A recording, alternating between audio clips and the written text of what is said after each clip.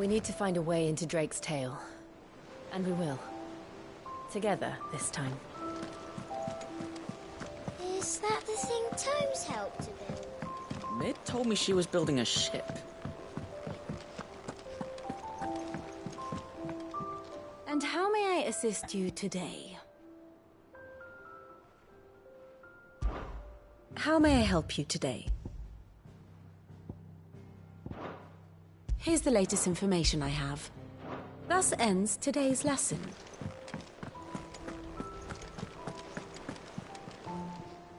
Clive, did you get my letter? That's why I'm here. Shh. Otto might be listening. Is this better? A little. Listen, I've some bad news. It turns out the Hideaway may be slightly behind in its payment to certain lenders, and it may be my fault. But I swear to the goddess, I thought I had the numbers square. It turned out to be more of a circle. 0, you might say. I can straighten it out, I swear, but it's going to take some time, and I'm going to need help keeping it from Otto. Bit late for that, I'd say. There you are! What a surprise!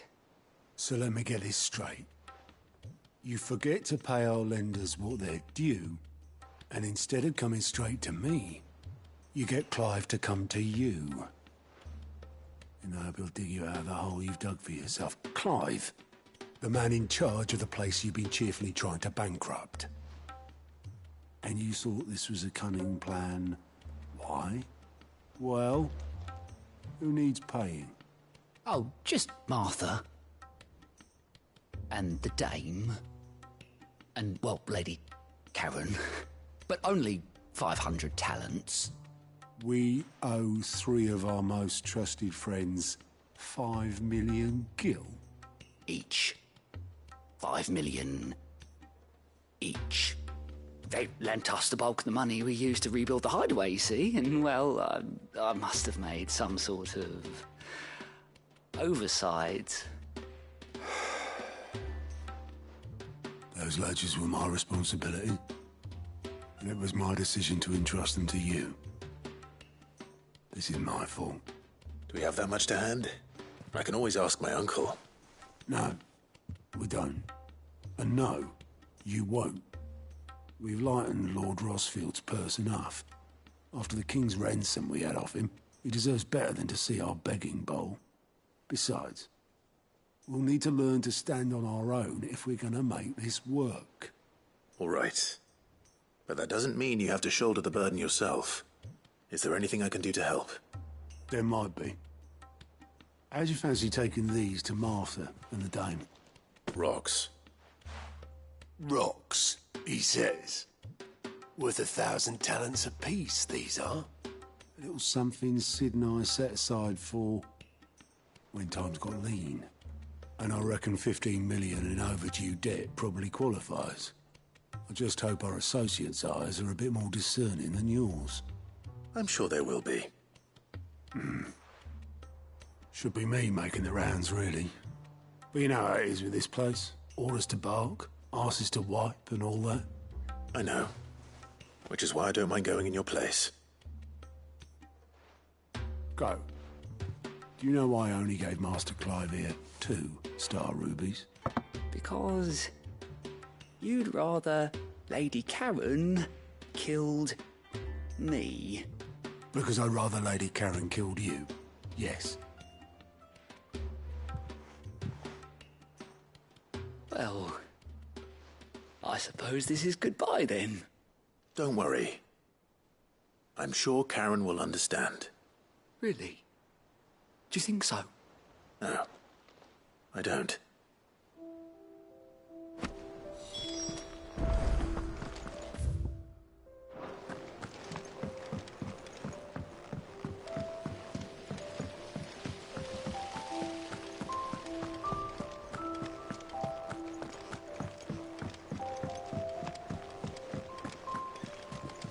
think Mid might need some help.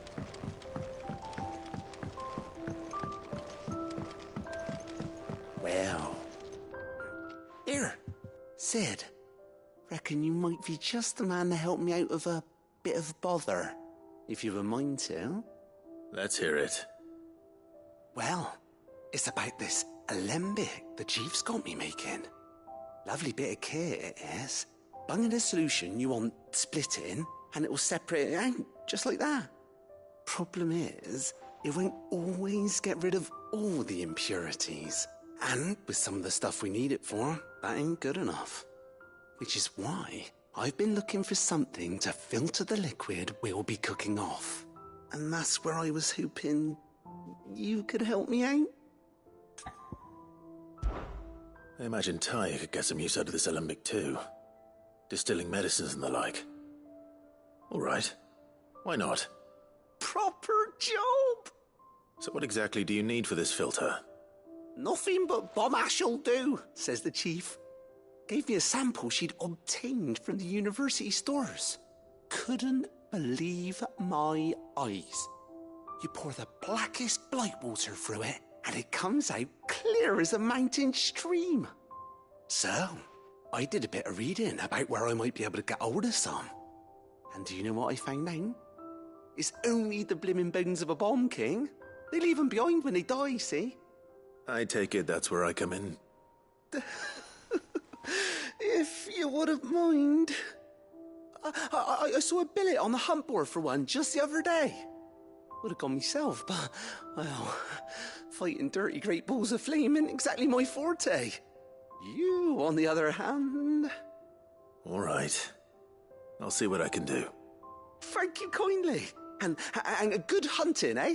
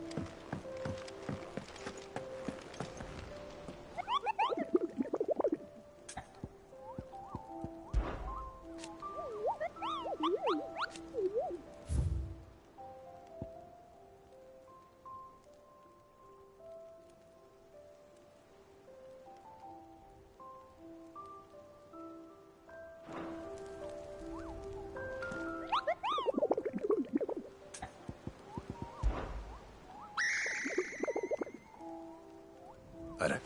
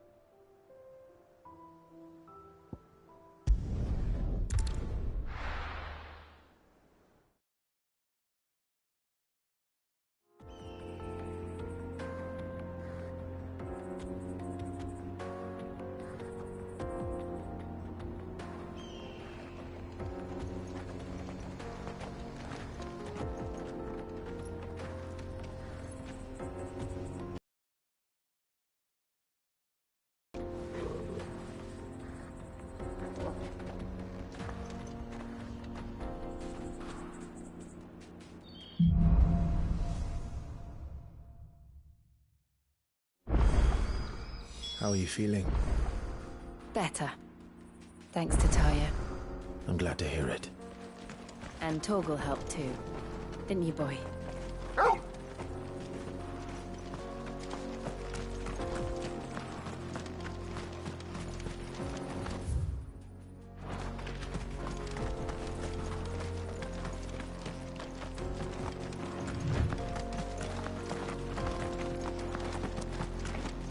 This used to be a trade route for merchants crossing the Scars, till the Republic laid a new road wide enough to let wagons pass, and all official traffic moved there.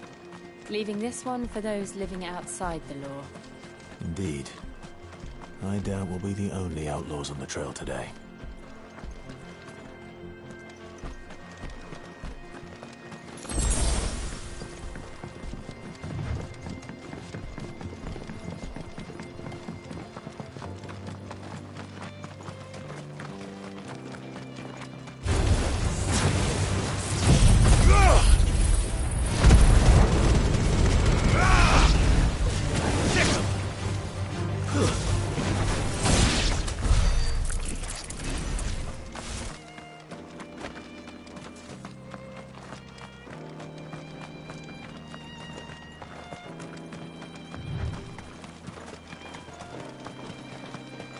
So what do you think?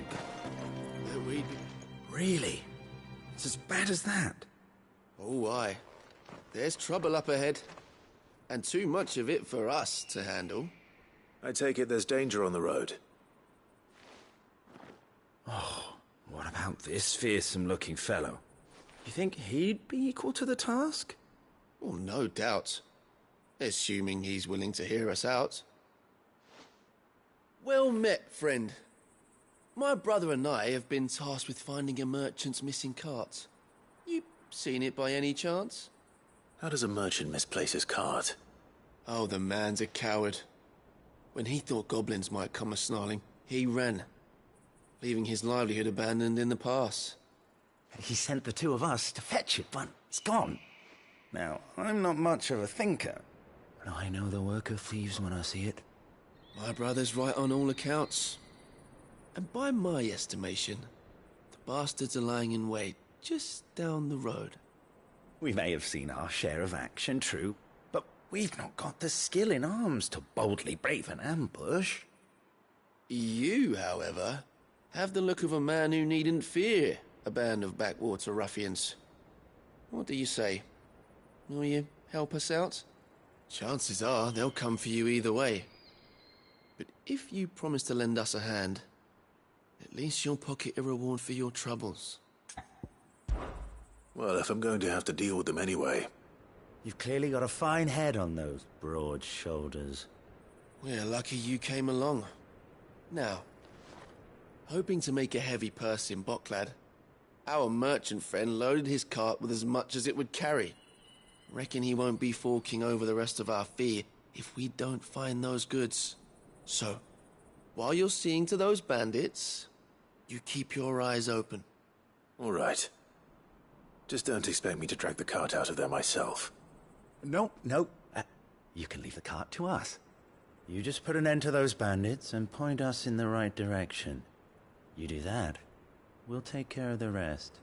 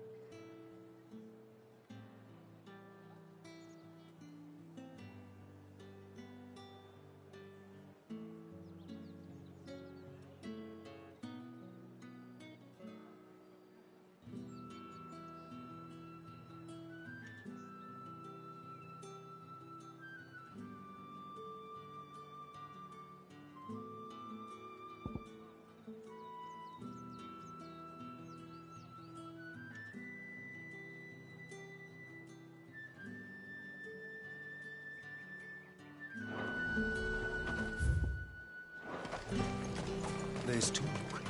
How the hell is anyone supposed to afford...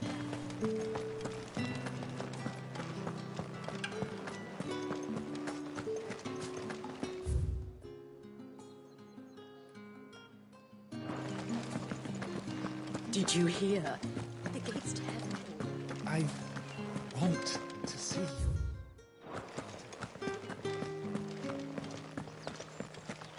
What am I going to do without Sweetwater and Oil of Talc?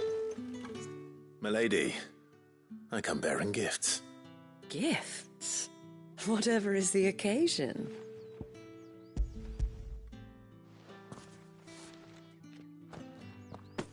Oh my. Clive, you really have outdone yourself. Otto asked me to give it to you. To settle the Hideaway's debt with the Veil. And to compensate you for the time it took us to do so.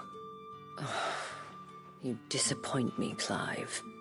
I thought you might finally be warming to me. Tell Otto he can keep his baubles. I tried to tell him as much the first time around. The man owes me nothing, nor does the Hideaway. My contribution to the restoration effort was made freely and willingly. It was the least I could do. You once told me Sid did you a kindness. I'd like to do the same. Please, accept it. For my sake. And for Otto's. For all of us. For all you've done. It is rather fetching, isn't it? Very well. Otto is lucky to have you, Clive. I doubt anything could ever replace his son. But you and the others at the Hideaway are the closest thing he has to family. Otto had a son. Long ago, yes. Sid told me Otto lost him when he was just a boy, and blamed himself for not being able to stop it. I don't know how it happened, whether there was anything he could have done, but it was clear that it weighed heavily on him. I didn't know. How could you have? I doubt anyone did. Besides Sid, I've never met a man more keen to bear his sorrows in stoic silence. An ill habit, given that both have always been surrounded by friends desperate to help them. I'm beginning to see that.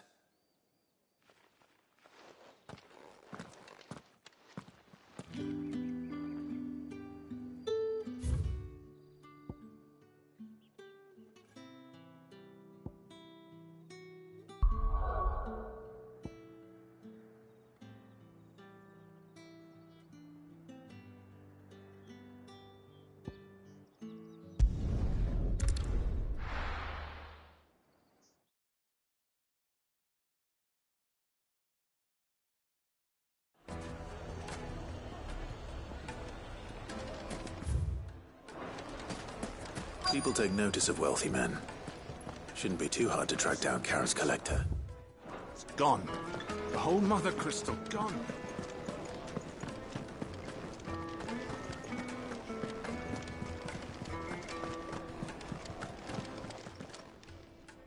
My reputation will be ruined! Ruined! Calm yourself, Lord Ignac, I beg of you, before you do yourself a mischief. Pardon the intrusion, but... Out! Get out! I paid for these rooms so I wouldn't be disturbed. Leave me be! Please, allow me to apologize. His lordship is going through a difficult time, and he's never been fond of guests arriving unannounced. Radim! Get rid of the filthy oaf this instant! Very good, Lord Ignac. Would you mind stepping outside for a moment?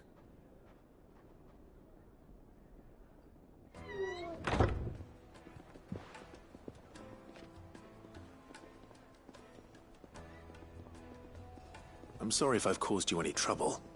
That? Oh, no. That's just how his lordship is.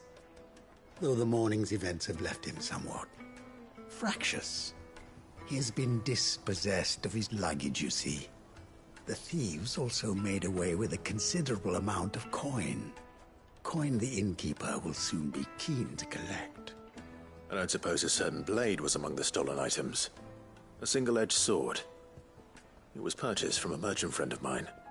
Ah, you know Lady Karen. Yes, I'm afraid it was.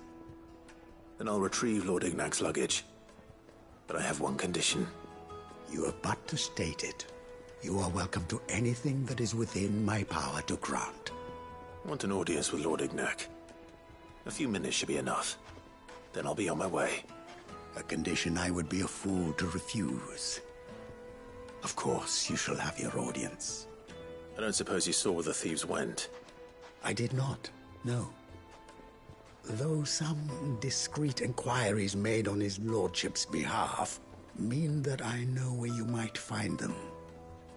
The bandit's bed. Every ill-gotten coin in Dalamon is said to pass through that disreputable corner of the Valcroy. And that's where I'm heading. I shall speak to Lord Ignac in your absence, and arrange for an audience upon your triumphant return. That will be very kind of you. Farewell, and best of luck.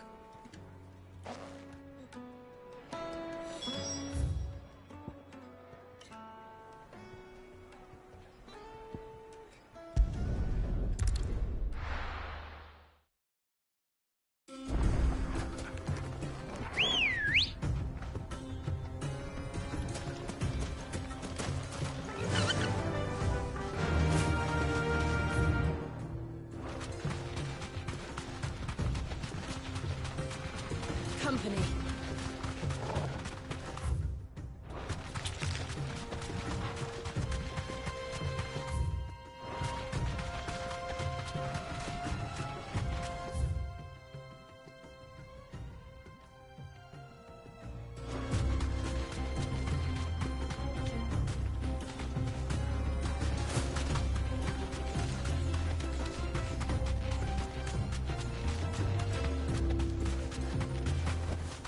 That'll do, girl.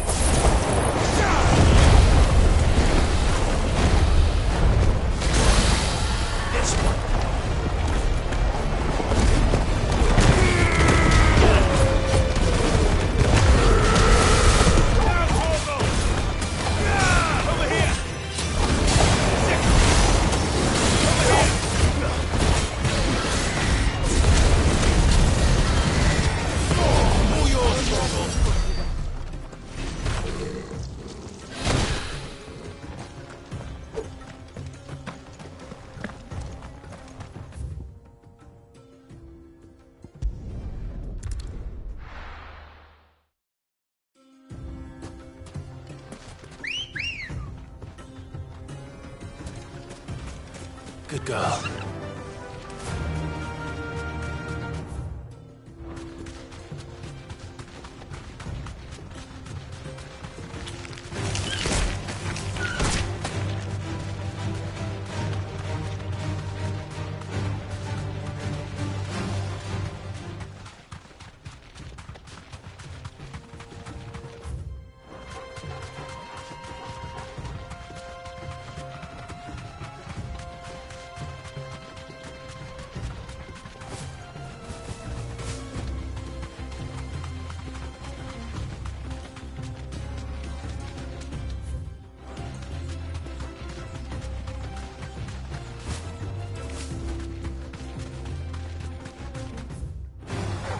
Time to fight.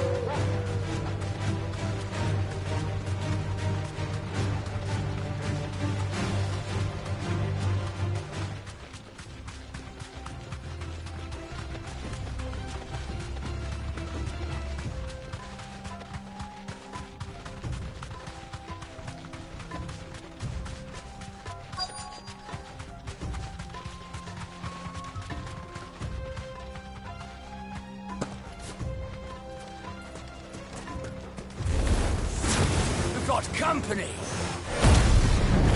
Come on, lads, let's tear the bastard's head off!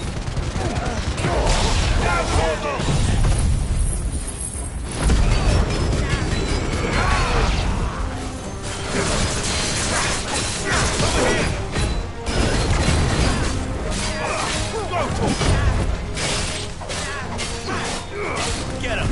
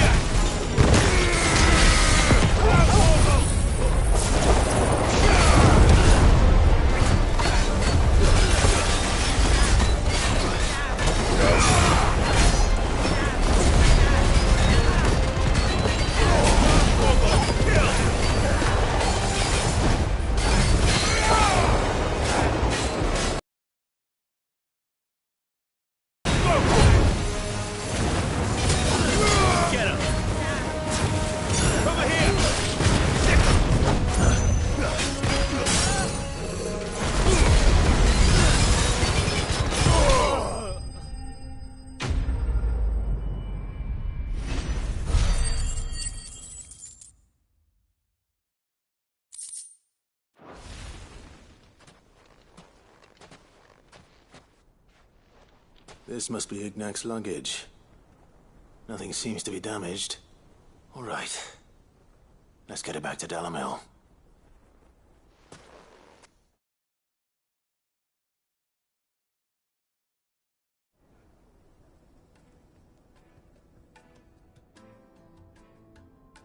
I hear I have you to thank for the return of my effects.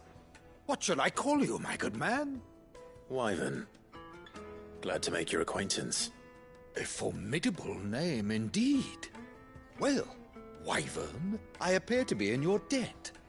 Redeem here tells me you wished for an audience. Is that all? A few moments of your time should suffice, yes. You're a peculiar fellow, Wyvern. All right, speak. Master Wyvern was wondering if you could tell him about a certain single-edged sword you recently acquired. Oh, a true work of art, that one. Karen drove me hard on the price, but I would have sold her Radim here to get my hands on that sword.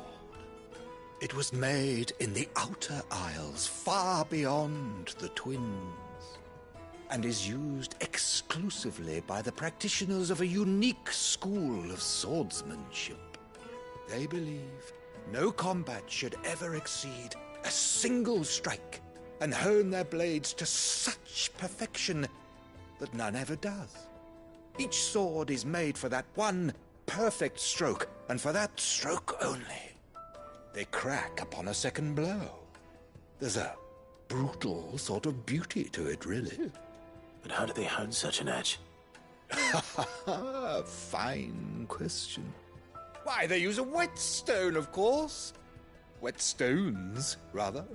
A whole array of them, ranging from the coarse to the fine. 10,000 licks with the sharpening stone, then 10,000 more. but it is the final stone which lends the blade its legendary sharpness. A mineral quite foreign to this great realm of ours. And that is the key. The secret ingredient. Wyvern, it occurs to me that my little lecture is hardly equal to services rendered. Take this, together with my regards. The very stone of which I spoke, far rarer among collectors than even the blade itself, and a far more fitting payment. Thank you. Pardon the intrusion, my lordship. However, it is long past time we prepared ourselves to depart. So it is. I am locked in bitter competition with a rival collector of curiosities. I am one step ahead of the unscrupulous scoundrel, but he is hard at my heels. Are there many other collectors out there?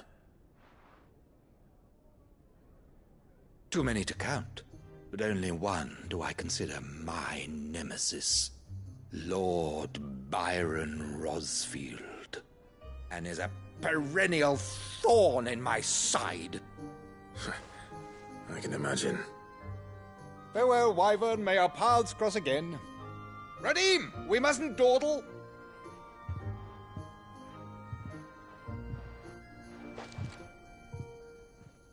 I think his lordship is rather taken with you, Master Wyvern. Thank you again for your assistance. Coming, my lordship. I'll be right there.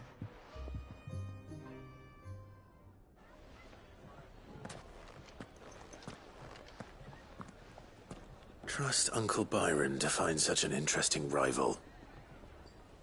Now, let's see what Blackthorn makes of this whetstone, shall we?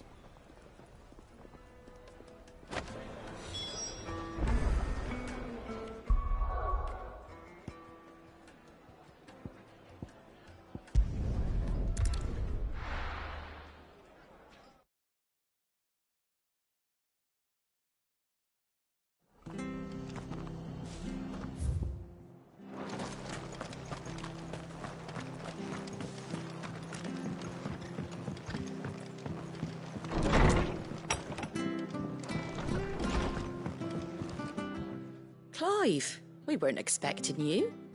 I wasn't expecting to be here, but it seems we still owe you a considerable amount of coin for your help with our rebuilding efforts. And though I doubt it's what you were expecting, we were hoping you'd take this as payment.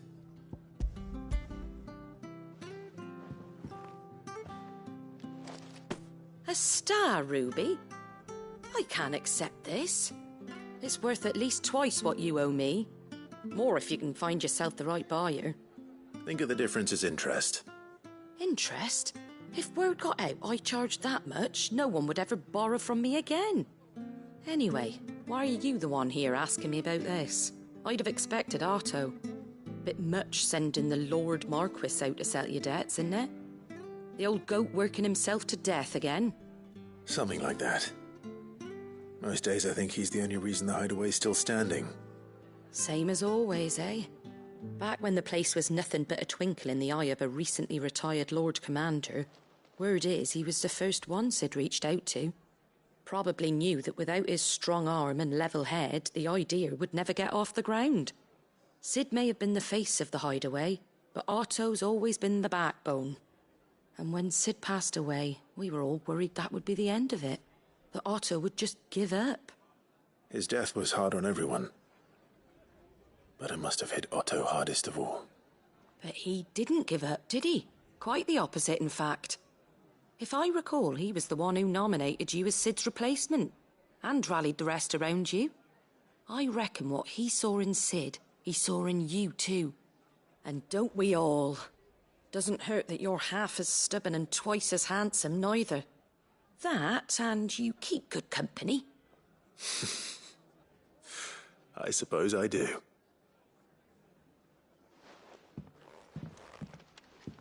Go will want to know the stones were delivered, if he's still with us.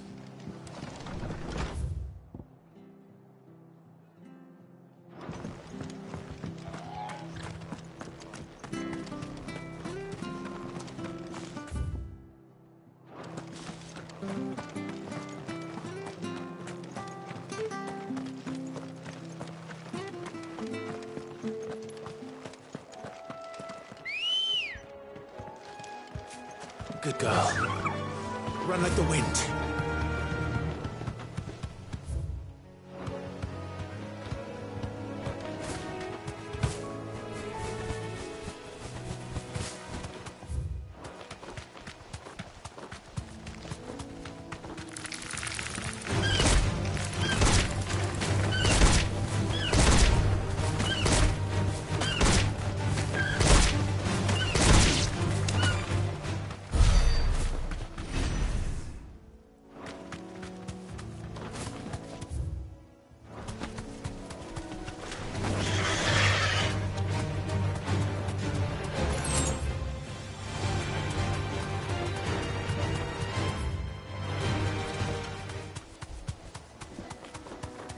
It's certainly quiet. If I were a giant antelope, it would seem like just the place.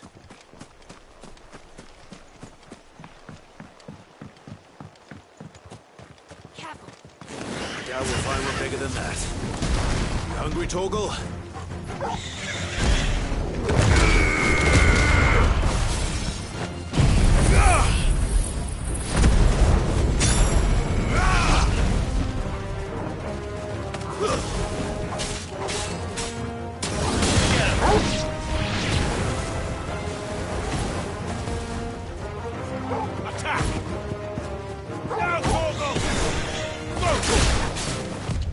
Nice try. This one. Over here! You lose!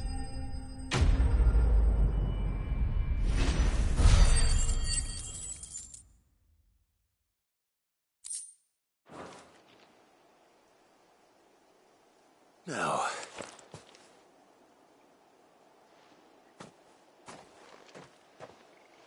will it be enough, I wonder?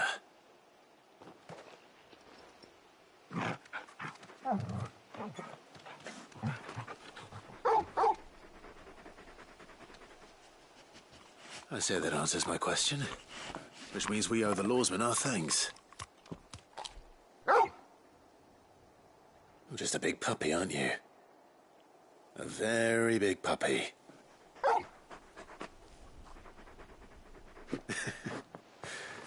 You do know you can take that with you, Torgal.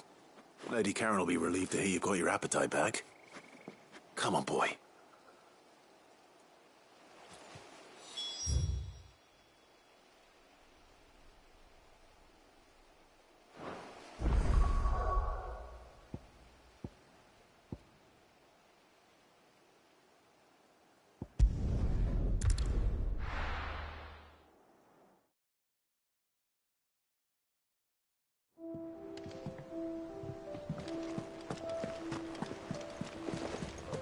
Is that the thing Tomes helped to build? Mid told me she was building a ship.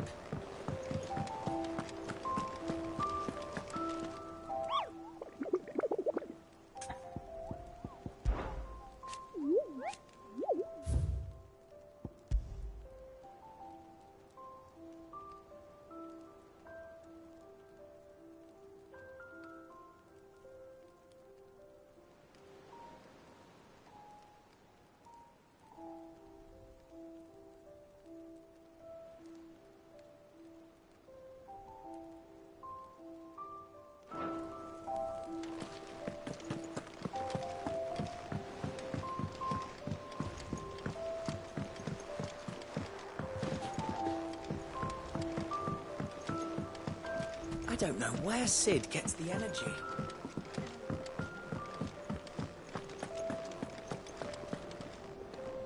I noticed you and Torgal had gone off somewhere. Take him for a walk, did you? You could say that.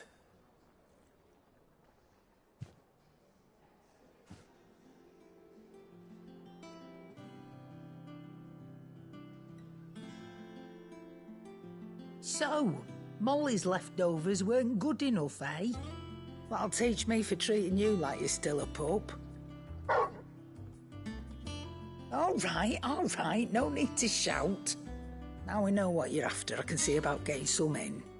Speaking of which, I brought one for later. Can I leave it with you?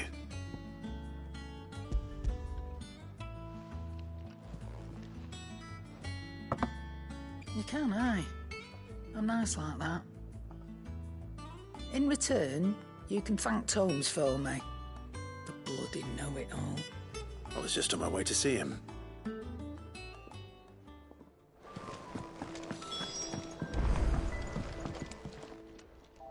Sorry for the wait, but hopefully he'll agree it was worth it. You learned something about that sword, then? I did better than that.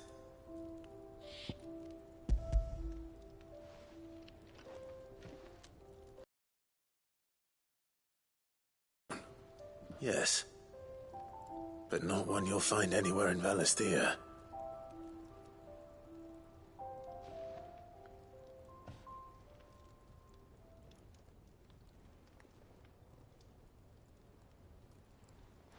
No wonder I couldn't get the same finish on the grinding wheel.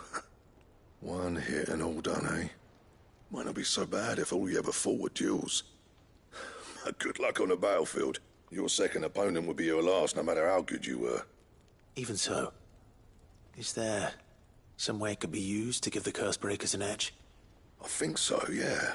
With this whetstone and the right kind of steel, I could probably even make a twin of the blade that rattled me.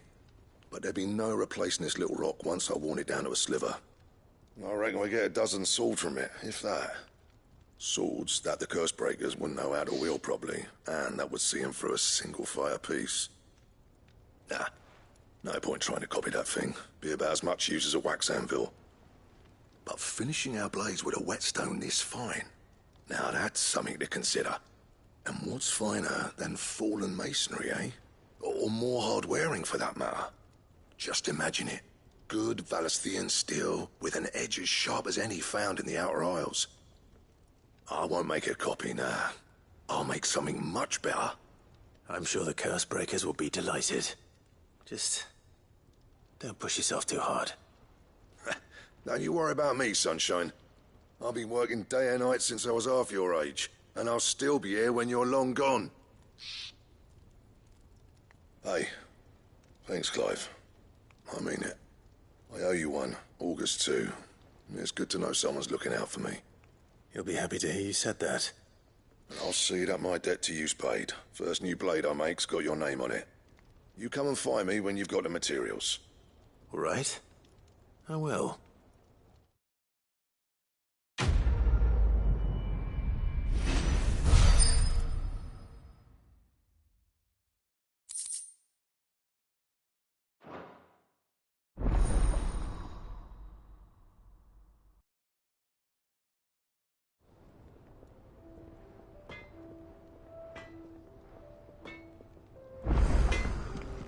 Back, are ya? So, what'll it be?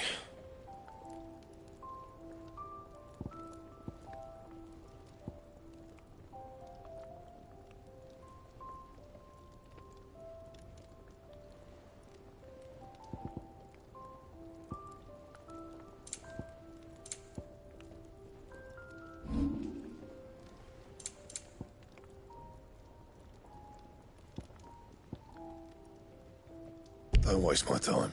You ain't got the stuff.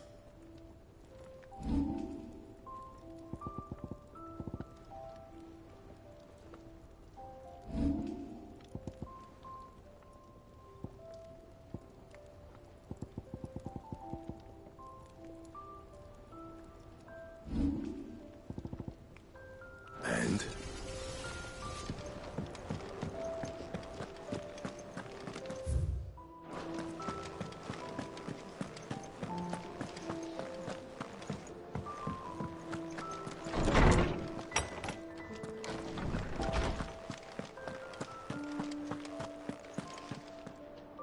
Ah, Clive.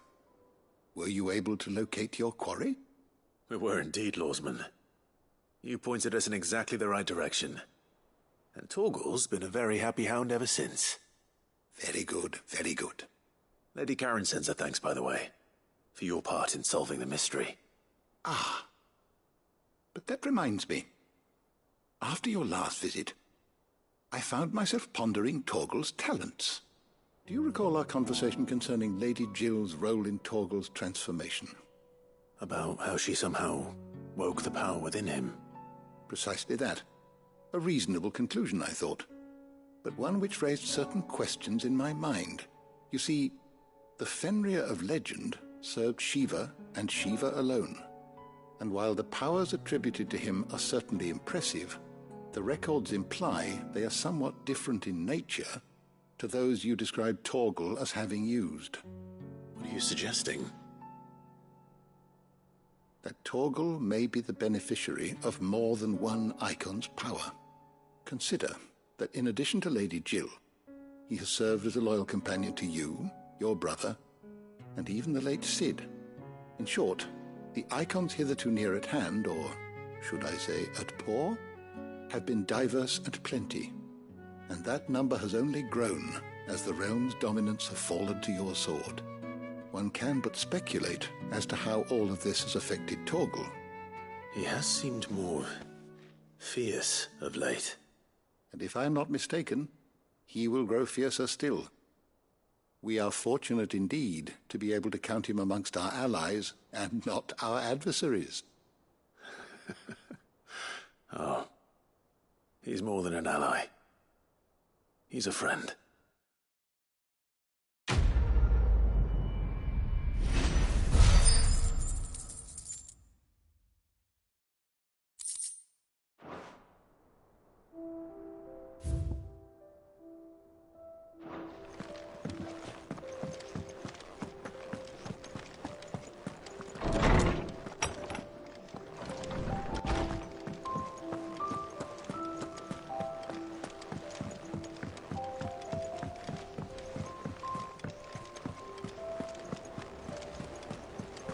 Is that the thing Tomes helped to build? Mid told me she was building a ship.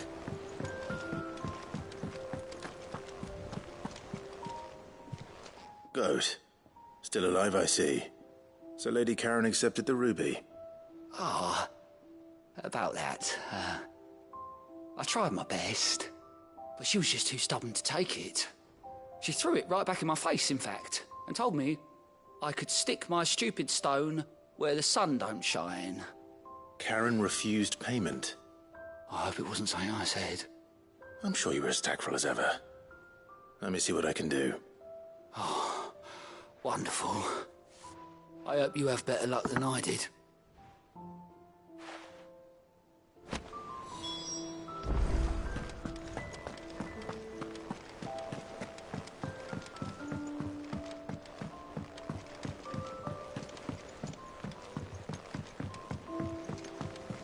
I don't know where Cid gets the energy.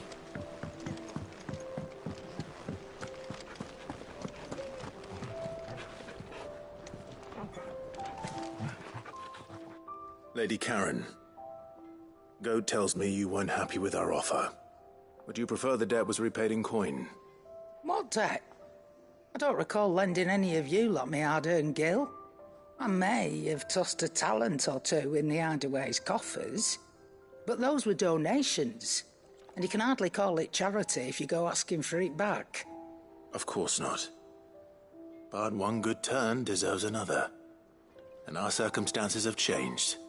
Surely you wouldn't shun the gratitude of a pauper who happened to have become a prince. Oh, so you're a prince now, are you? Fine. But I'm selling it and taking what I'm owed, then you're getting the rest whether you like it or not.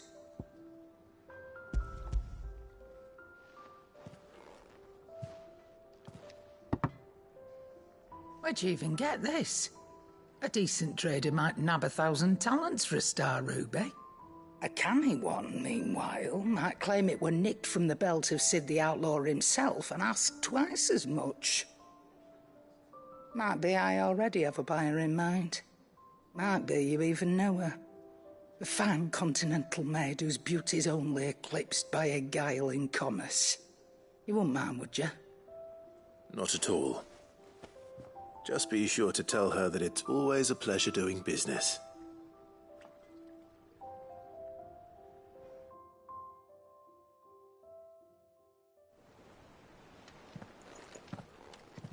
I hear you ended up delivering all 3 stones. Thanks to this lump. I sometimes wonder what I pay you for. Speaking of which, I still haven't been paid last month's wages. Oh, so you remember what's owed to you, then? Get your ass beyond that disc of yours and don't get up before those ledgers are square. Right away.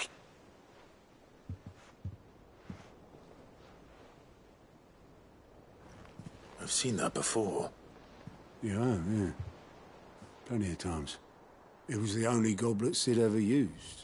Either out of habit, or because the filthy sod couldn't be bothered to find a clean one.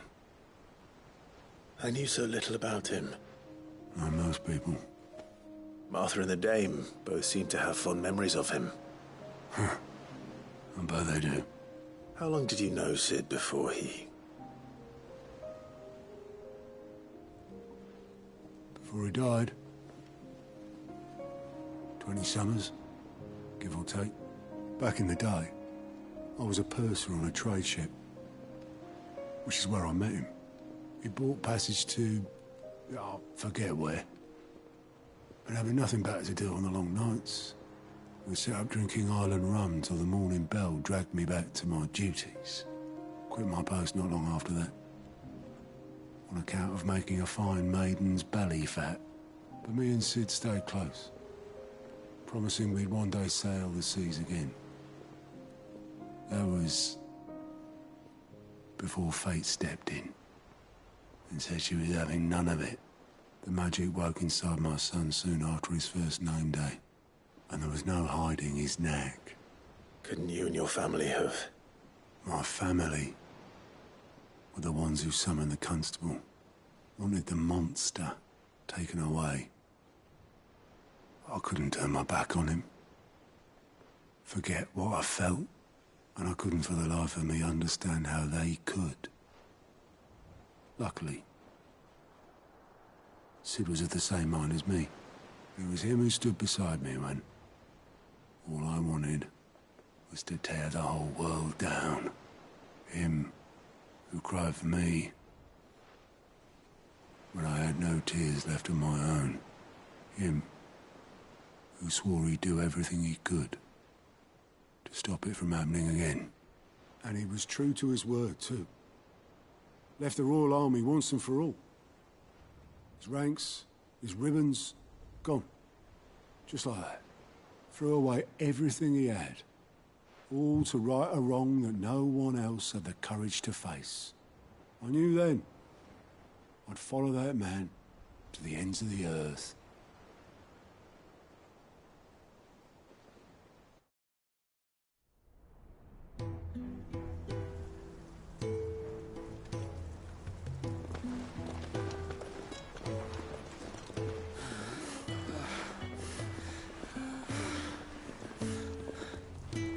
He was always too clever for his own good, was Sid. Saw the world for what it really was, while the rest of us were content to go along with the lie we were shown. And it can't have been easy, bearing that burden alone.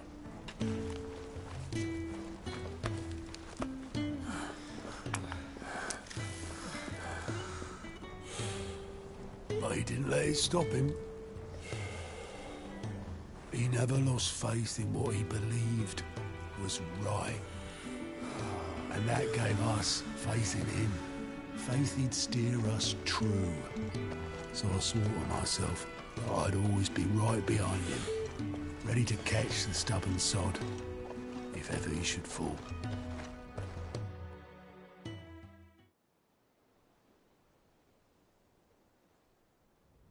But I couldn't even do that.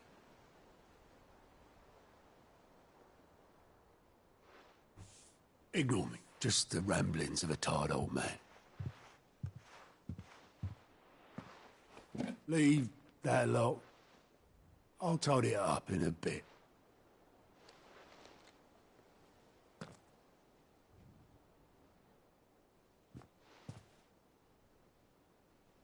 This is Sid's handwriting.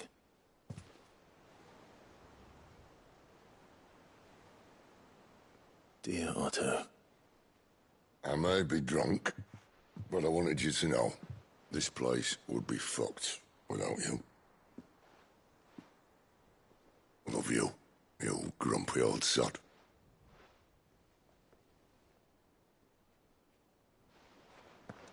This note. Hmm? What about it? Sid was right. Without you, we'd all be lost.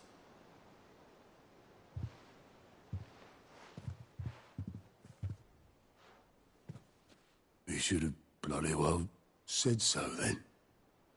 Just once. Before he went. But then, why would he? Him, or anyone? I'd only have told him to piss off.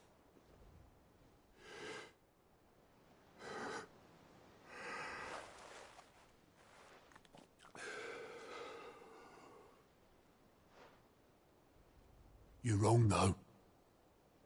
Both of you. It was never just me keeping the hideaway afloat. It was all of us. I just shoved people in the right direction. I barely seem to be able to do that anymore.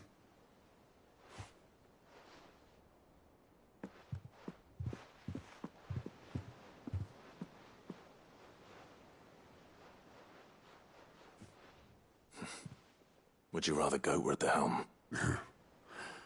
Well, maybe I've got a few more years left in me. I'm going to hold you to that, Otto. Before you go, Sid would have wanted you to have this. But that's... This'll do me just fine.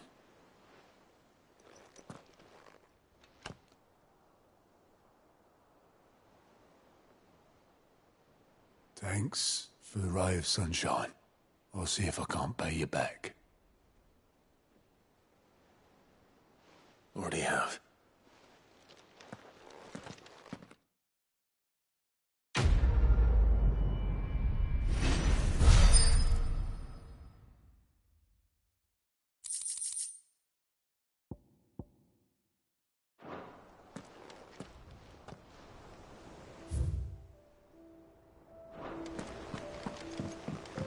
Mid told me she was building a ship.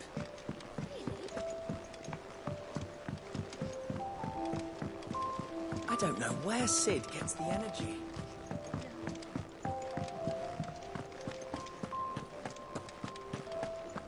He cracked the crystal too.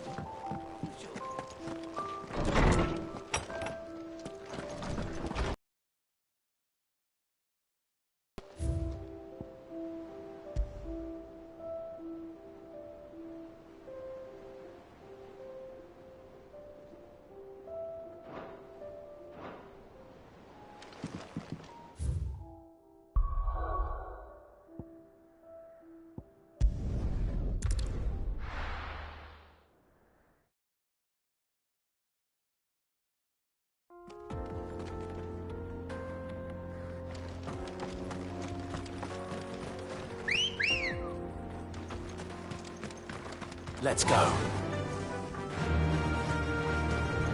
Run like the wind.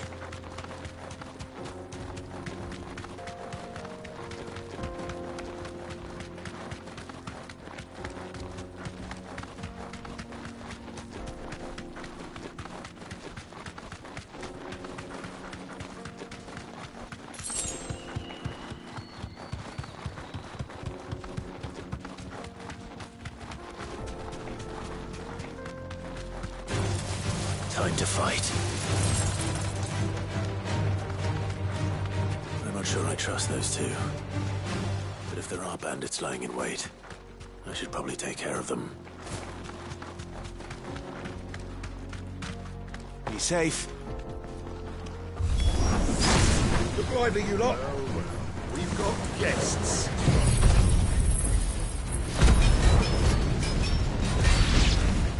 These must be our bandits.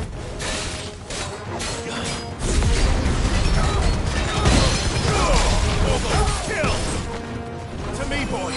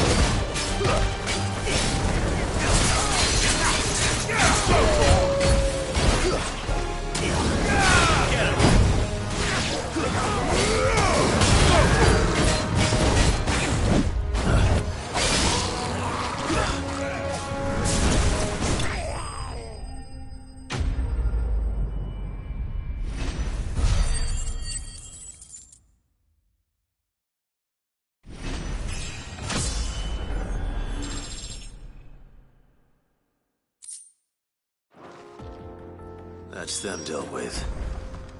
Now, where's that cart?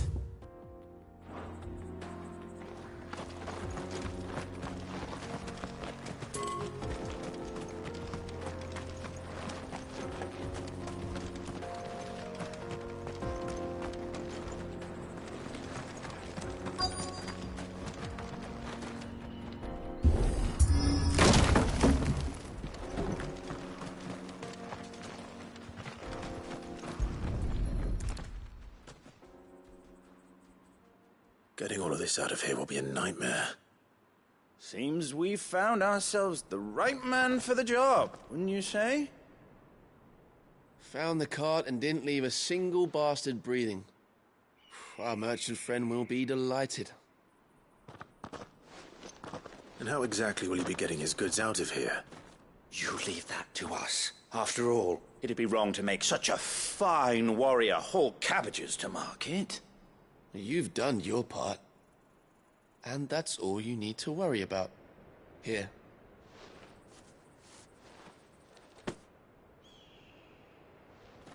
It's been a pleasure. Now piss off. There's no need to be so rude, brother. What if we want his help again next time?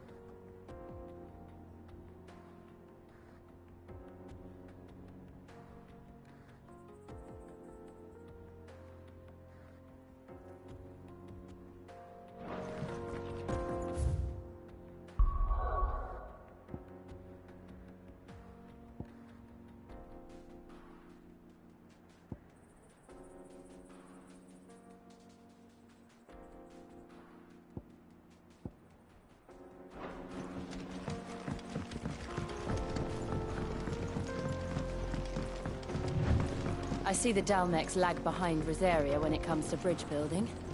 The fallen ruin should hold, at least. The path continues on the other side.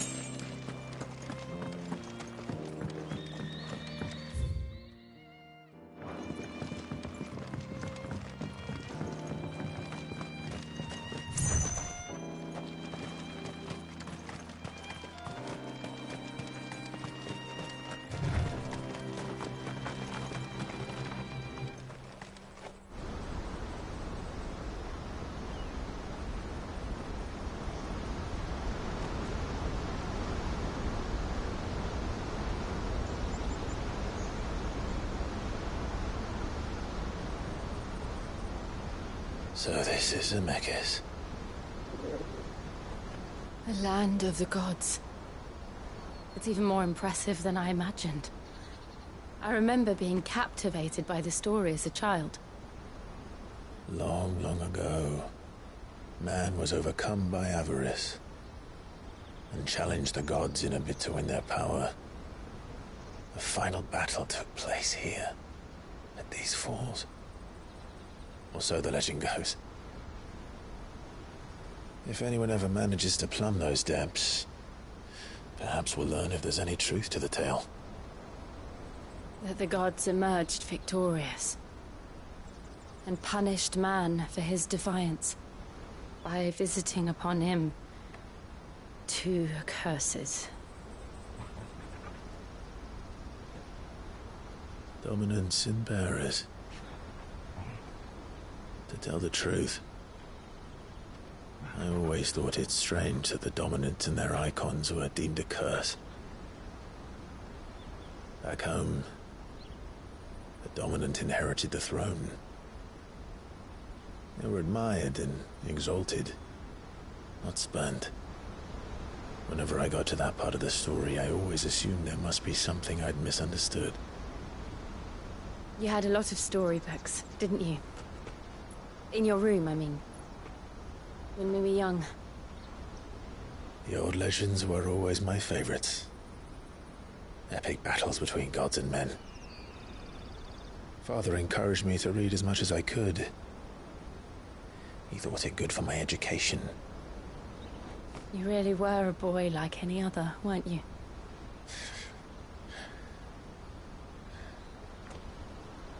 Just look at this place. It's enough to make you believe the legends are true. I know.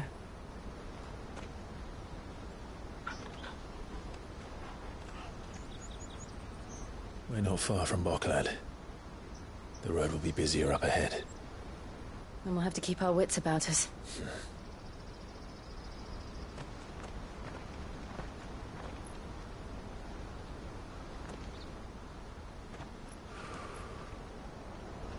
Clive? Something wrong? Nothing. It's nothing.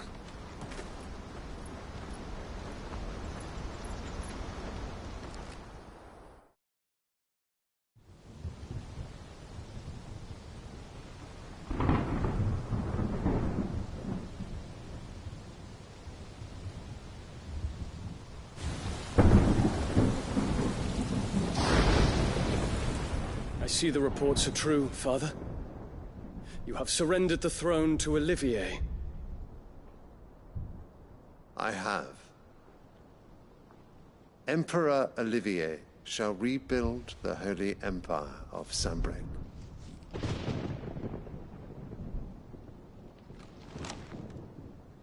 How is he to rule an empire? He is but a boy. I shall advise him until he comes of age. Father, please. Or for as long as I am able. The empire we seek to build needs young blood to rule it, and I can think of none better suited to the task.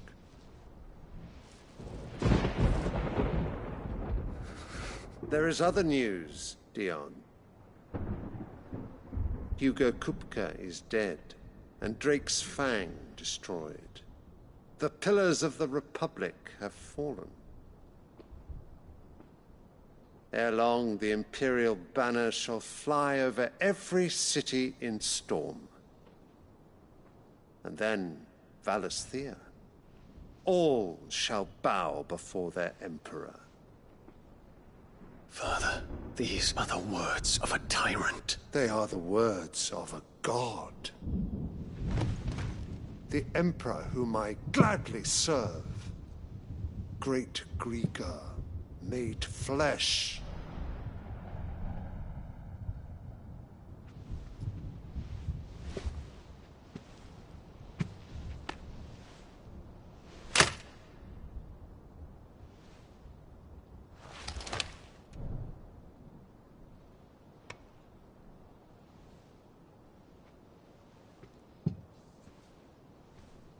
Return to your camp, Dion, and ready your forces.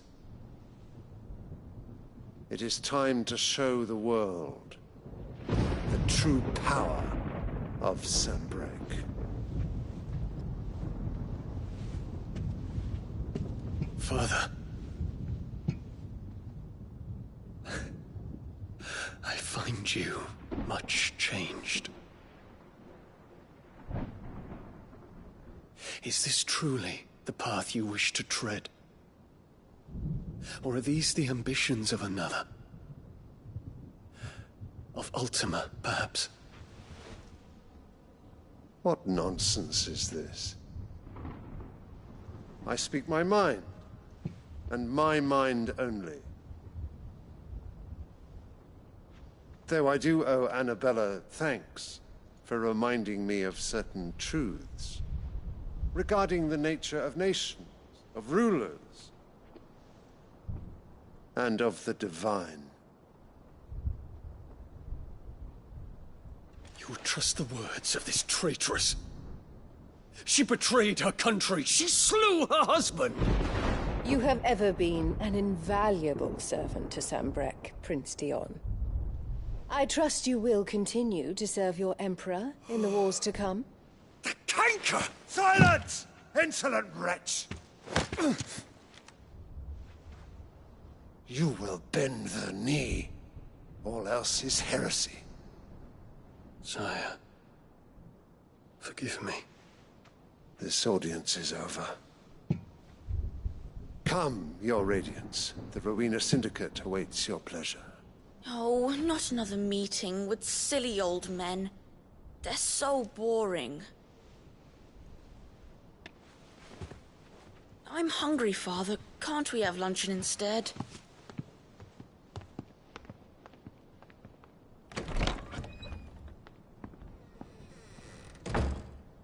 Does it pain you that you will not inherit your father's throne? I have suffered worse.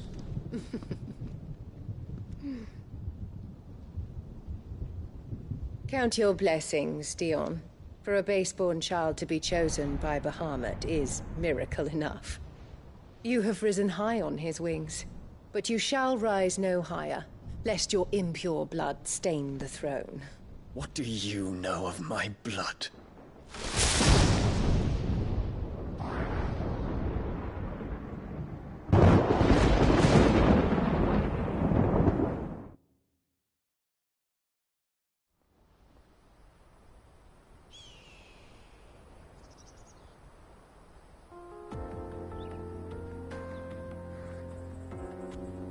The Boklab markets are to the north.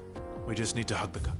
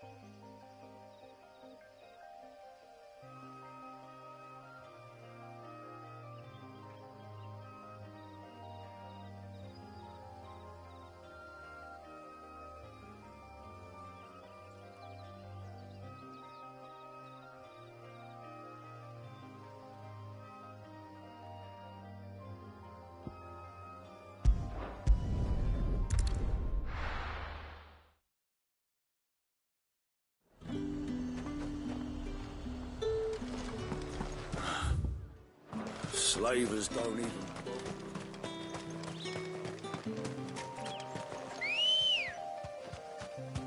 Good girl. Fly, Ambrosia.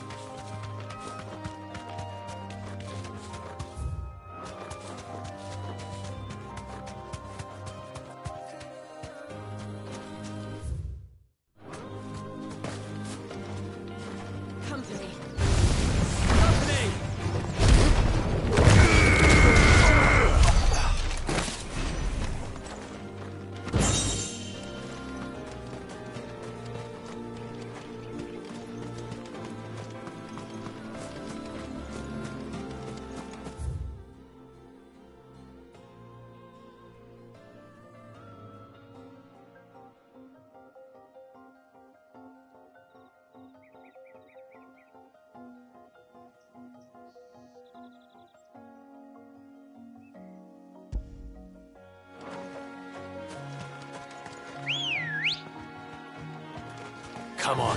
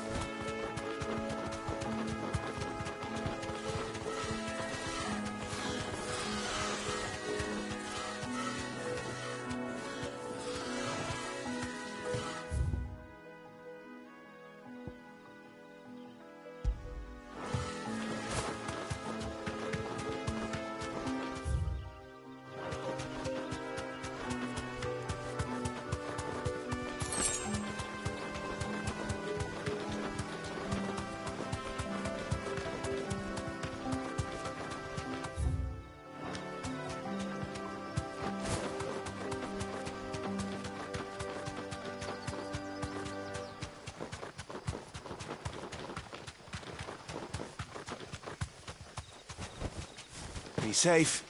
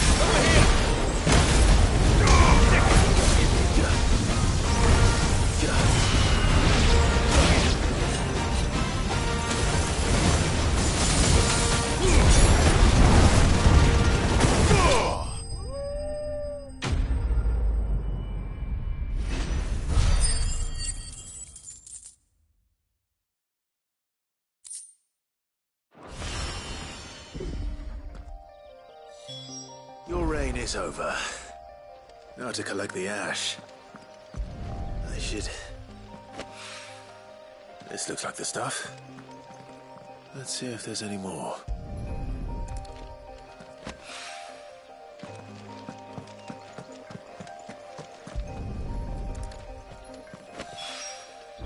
That should do it.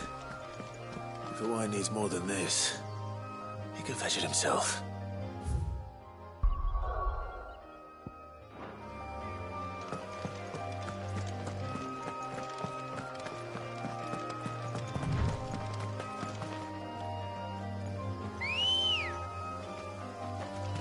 Ready, go? Run like the wind.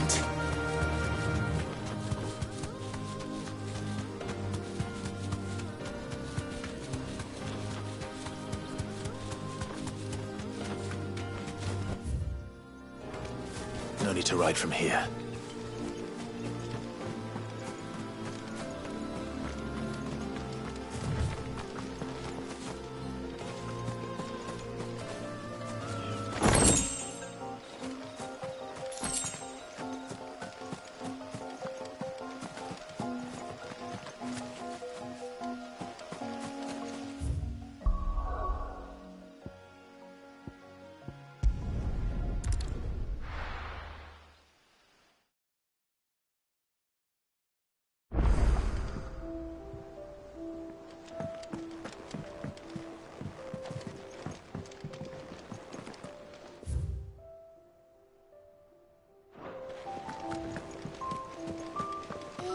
the thing Tomes helped to build? Mid told me she was building a ship.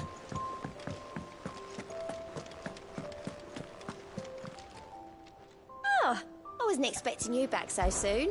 Here's everything we've received and everything promised. Best of luck out there, Sid.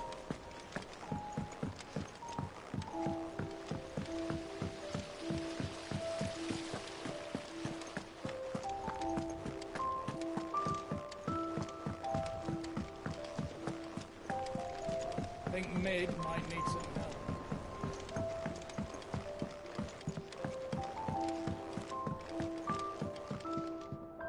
All right there, Sid? How's that hunt for the bomb ash going? I have it here.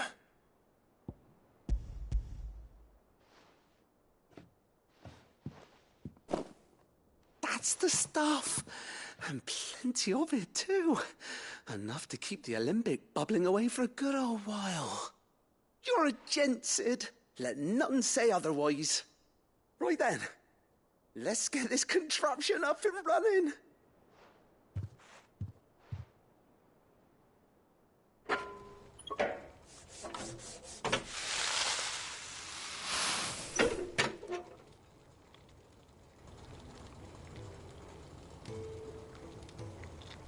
There we have it. The Telemon Alembic. And it works just like the chief said it would. Very impressive. Says the man who cut down a burning boulder. Speaking of which, I still haven't returned the favor. There's no need. The good it will do for the hideaway is reward enough. Don't be silly. Why don't you let me take a look at that bag of yours? The one you keep your potions in. Reckon I could work some magic on that. What kind of magic? Well, we happen to have isolated a substance in our test run of the Alembic that I reckon will make even the toughest lever supple as anything. Thought we might use it to breathe new life into old boots and the like. Save the hideaway a few gil. But I reckon if we slap a bit on your bag, it'll loosen it up enough for you to squeeze in a bottle or two more. Well, it can't hurt to try, I suppose. That's the spirit. Leave it with me. I'll only be a mo.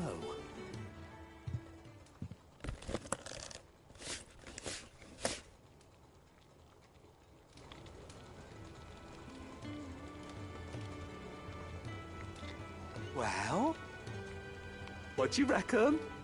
It certainly feels more flexible. Right? Told you. Thank you. I think. No. Thank you for supporting Mid and the rest of us in our endeavors. Without you, we'd never have been able to discover wonders like that stuff I rubbed on your bag. And I'm telling you, there's plenty more where that came from.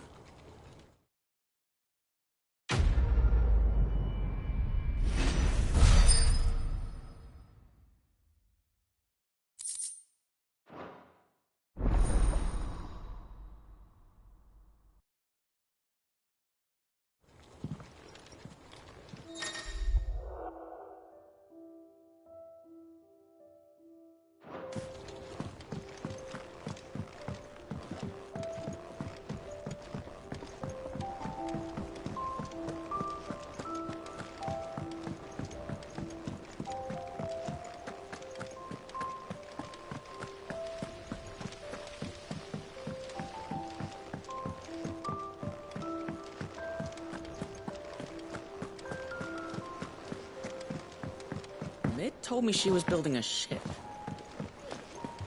Is that the thing Tomes helped to build? I don't know where Sid gets the energy.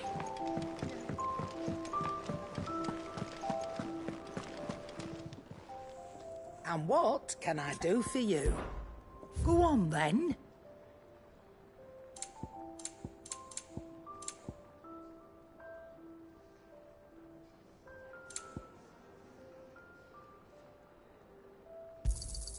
You're rubbing me blind, you know. You'll not find a better price than that. It'd better all be here.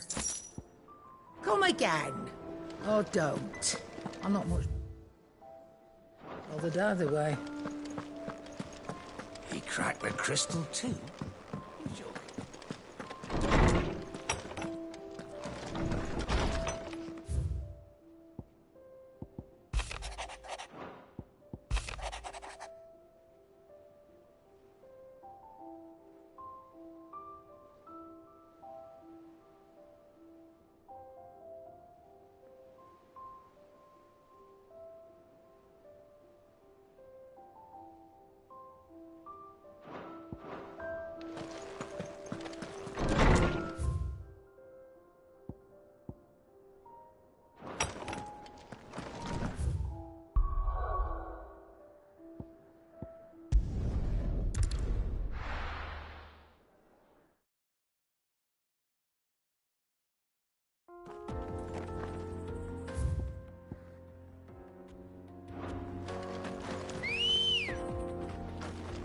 Good girl. Run like the wind.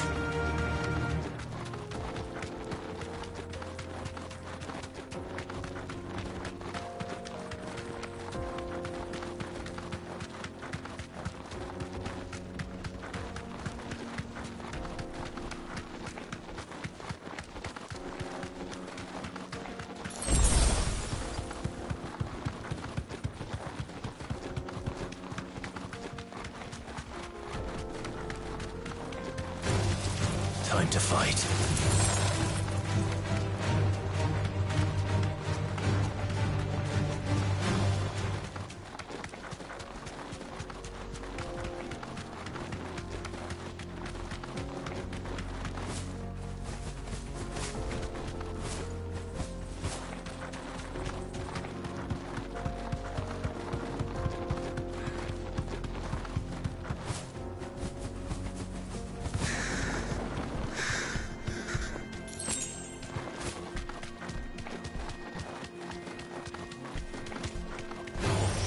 This might take a while.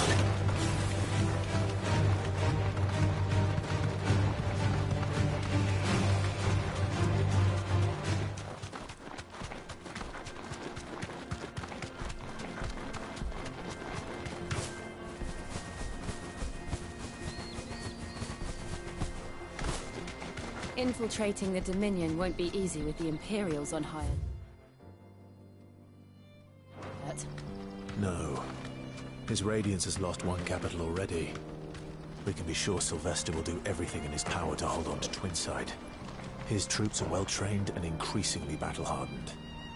But it's not as if we can wait for the siege to end. No mistakes.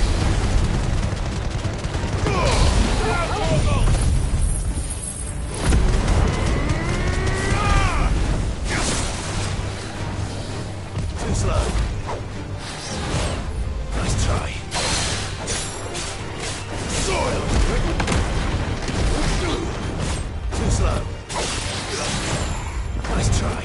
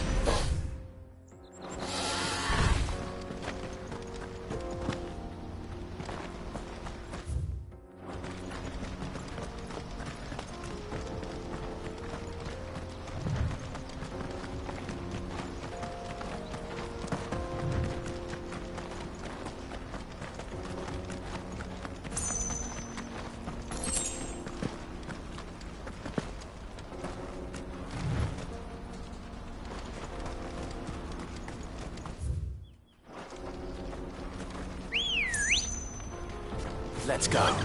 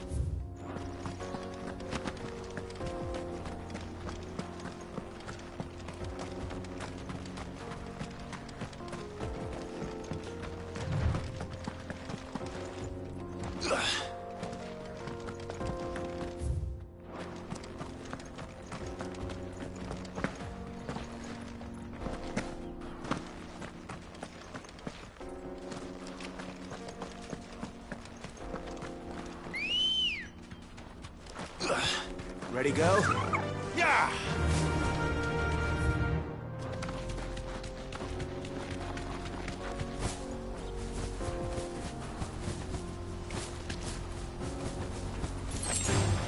Time to fight.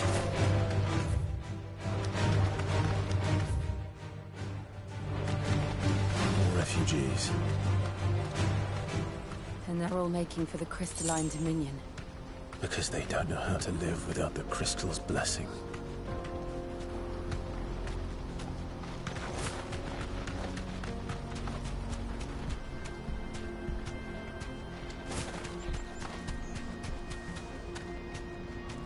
I can walk from here.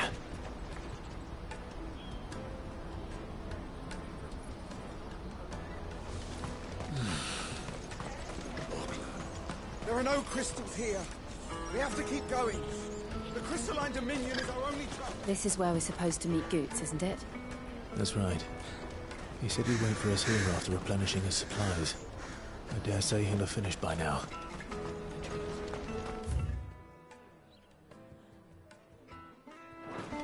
Porter for hire. Best service. What do you think, girl?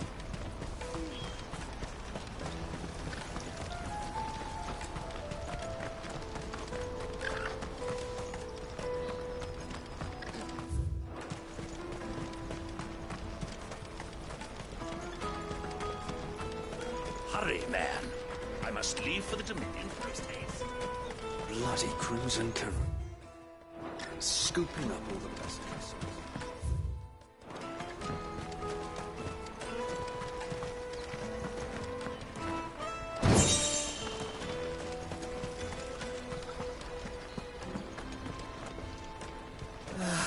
If our new arrivals had brought any coin with them.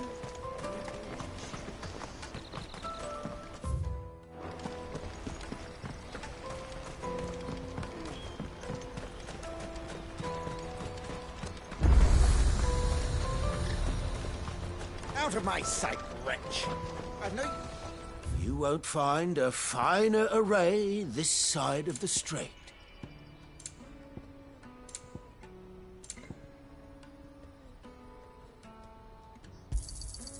Many thanks. May Gilbert smile upon you. Peaches and pears.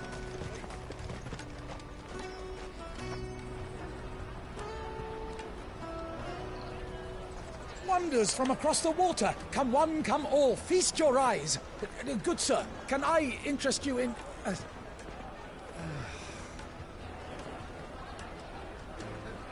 How much? For a measly crust of bread? You won't find any cheaper. Not nowadays. But you're more than welcome to look.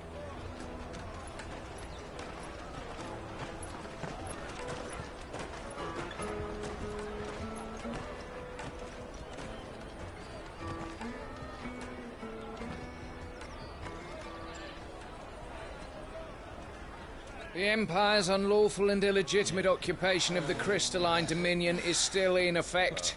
Only those whose business in Twinside has been officially approved by the Republican Army will be permitted to cross the border. All who seek entry are to form a line and ready their documents for inspection. It looks like we aren't the only ones who are eager to leave. And they're checking everyone. Can't you make an Not for the likes of you. We won't get through without that pass. Let's go and find Good, shall we?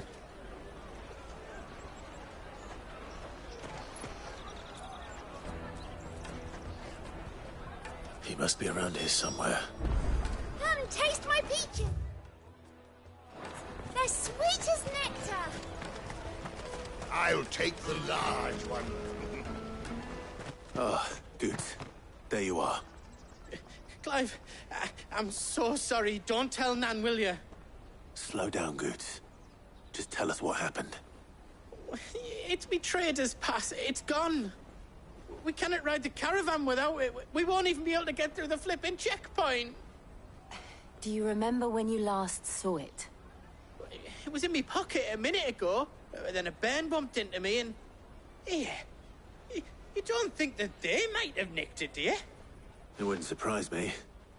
A busy market like this is prime territory for pickpockets. So, to get the pass back, we need to find this child. Where would we even start? I know where! I've got a pal in Bocklad who might be able to help us. No one knows more about what goes on round here than she does. Where do we find her? She's the owner of the Crimson Caravans, up that way. Sign's got a red chocobo on it. No time like the present. You two go on ahead. I'm gonna check the rest of my stuff, make sure nothing else is missing. All right. We'll meet you there. Let's keep an eye out for this red chocobo, then. And the other on our purses. Next to the checkbook.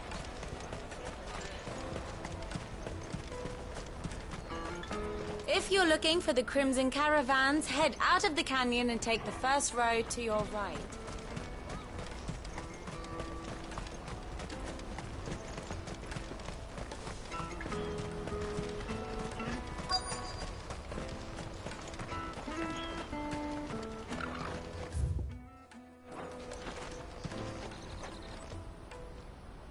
Looking to hire a coach?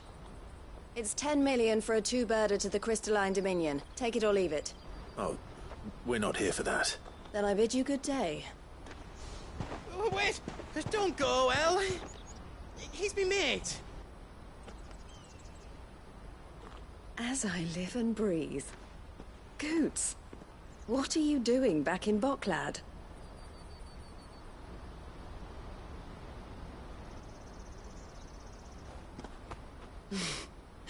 I gather Lady Karen didn't send you.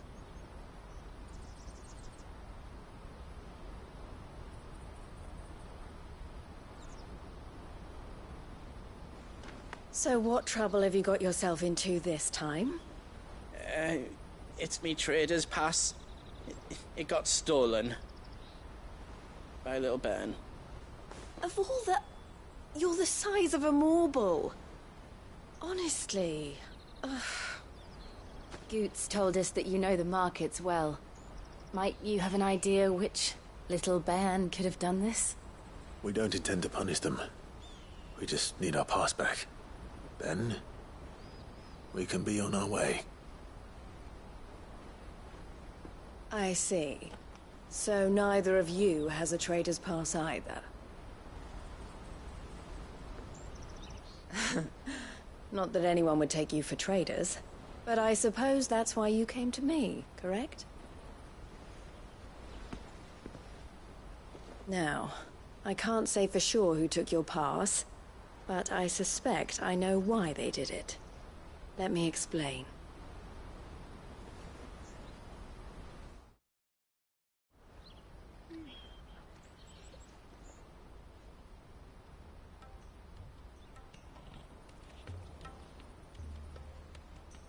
Ever since the Fist marched on the Dominion, the Republic has been clamping down on any commerce that might aid the Empire more than it does us. Which means traders' passes have gone from being merely a way of easing one's progress to being essential if one wishes to cross the border at all. And with demand outstripping supply, they've become a precious commodity, leading some to seek to acquire them by less than legitimate means. So the children are stealing passes to sell on the black market? Yes, and no. Passes are inscribed with the names of their owners, and yet none of the victims' names have appeared on the register of those passing through the checkpoint. Which means? That someone is doctoring the stolen passes. The same someone who is encouraging the children to steal them. And the same someone who has Goots' pass, no doubt. Whoever they are, they're ruining the livelihoods of honest merchants, which is why we've decided to take a stand. Will you stand with us? You want to get your pass back, and we want to ensure that no more are stolen. Catch whoever's behind it all, and two birds shall be slain with a single stone. Is there any other way of getting to the Crystalline Dominion, Goots? They won't let you in if you're not with the caravan. It's that, I don't know, try swimming across the strait. But the guards lads will definitely spot you if you try and do that. Like, we don't want to get spotted, right? So either we find the people who took the pass, or give up all hope of entering the Dominion. All right. We'll help. Thank you kindly. But I don't know your name. Eloise at your service. Clive. A pleasure doing business with you, Clive.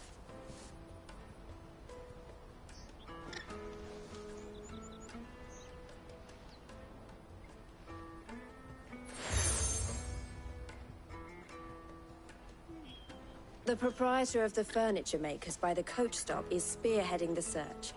Wear that, and he will know you for a friend. I suggest that you speak with him first. The furniture makers. Understood.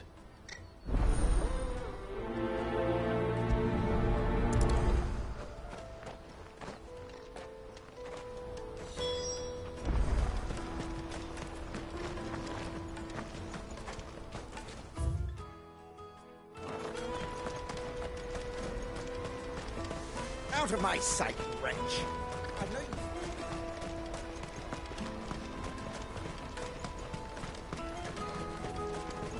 Come on!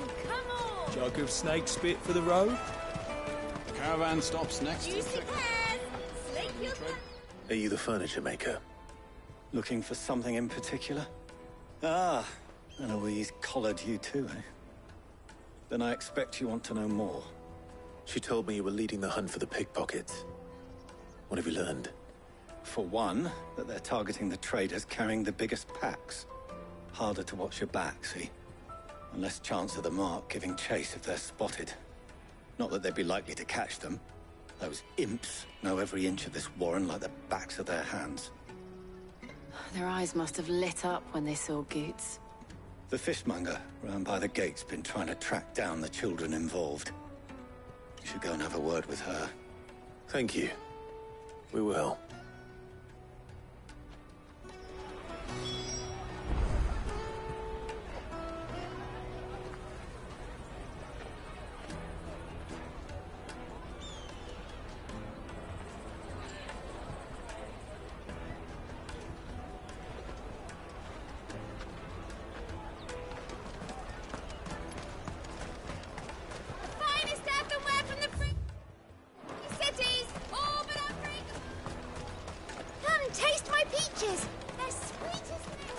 You should come with me to the Dominion. Life will... Fish for sale! Fresh sorted and smoked! Can I interest you? Ah, sorry. Message from Eloise, is it? She's asked me to help her. To help you find the pickpockets. Is that so? Suppose I better tell you what I know, then. For one, this isn't a family operation. All the traders say the children who stole their passes were dirty, dressed in rags. Street urchins, by the sound of it. We get a lot around here. Orphans from the wars. A few, perhaps. You saw the refugees gathered by the entranceway? They're all looking for a new start in the Dominion and beyond. Some of them take it as an opportunity to rid themselves of unwanted baggage. The shame of it. Whoever's behind this would have to have made themselves known to the children at some point. And so should we. You should start with the children around here, then. I doubt they're the ones involved, but they might have heard something. It's worth a try. All right, then. Questioning children. How hard can that be? Remember when half the people coming through here were traders? Come, taste my peaches! They're sweet as mint! I'll take the large one.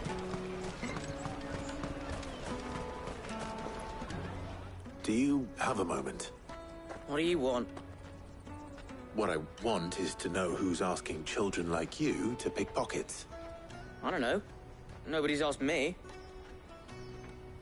What's picking pockets? Do you get paid for it? No, you get in trouble for it. So if they come calling, you know what to tell them. The caravan stops Next to the checkpoint. Show them the trader's pass. And you're ready. Excuse me? What do you want? I don't have any money. It's all right. We're not going to hurt you. We just want to talk. What about? We've heard that some very bad people are making children like you steal from travelers. We need to know who's behind it so we can stop them. I don't know much about it, really.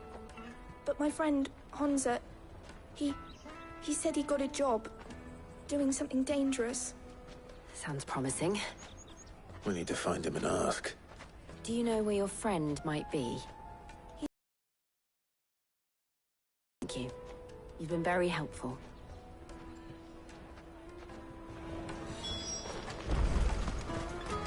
Come on, come on!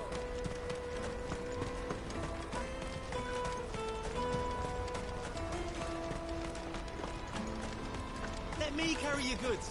I'm cheap.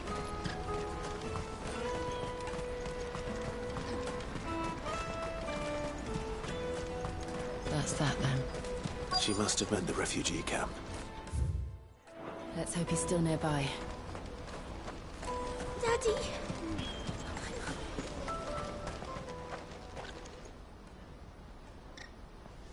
That big fat donkey was easy pickings. He wouldn't have noticed if we'd robbed his boots off him. Yeah. Wish we hadn't handed over the pass, though. Could use one of those things to get out of this dump. Chance would be a fine thing. The moment they found out, they'd string us up by our guts. Would they now? Perhaps you'd like to introduce us to these charming characters. Shit! We're in trouble now! What do we do? You two get caught if you want. I'm off. Hunter! Where are you going? So that was Hunter, eh? Jill, you watch these two. I'm going after him. All right.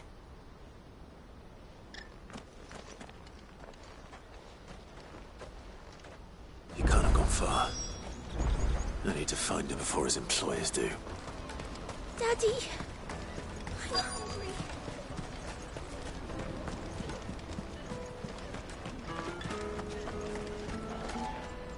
Did you see a boy run past?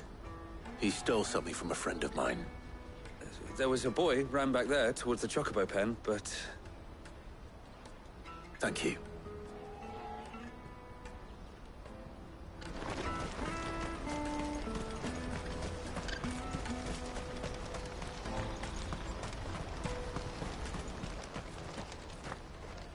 Oh, shit. Cornered. It's all right, Hunter. I'm not going to hurt you.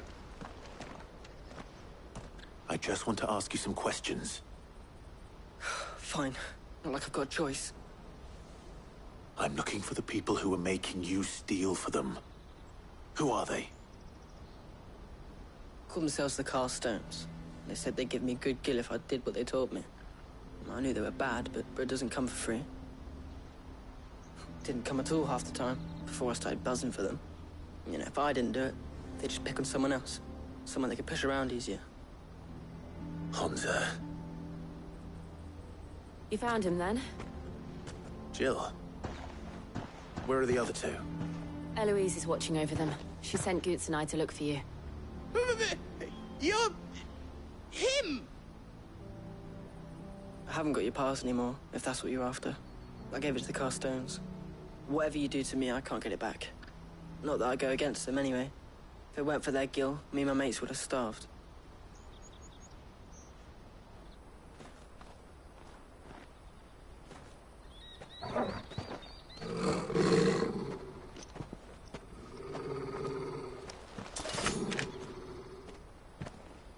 Cowards. You will not force another child to do your bidding. Wait, we're not... Don't hurt him.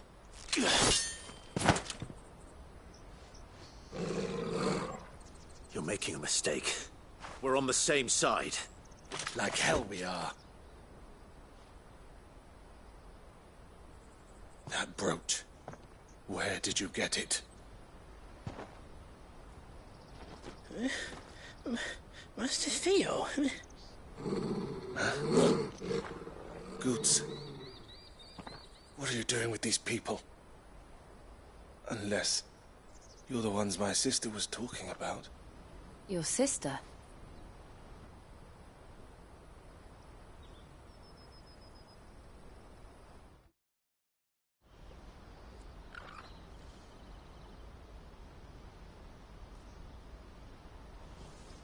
Eloise didn't tell us she had a brother. And why would she? I'm just her back and a blade. Theodore, at your service. Sorry about before. Theodore, what do you know of the cast stones? Vultures who have made Boklad their hunting ground. They prey on the desperate, stealing from those with gil and bullying those without it into joining their flock. I'd been looking into their activities in hope of sparing the refugees any further hardship. But it seems they've already stooped even lower than I'd feared. Hansa's a good lad. Don't blame him for what they've made him do. If he and his friends hadn't agreed to work for the stones, some other poor souls would have. On pain of death, most likely. Clive, was it? And my sisters asked you to help put an end to the pickpocketing. Then we all want the same thing.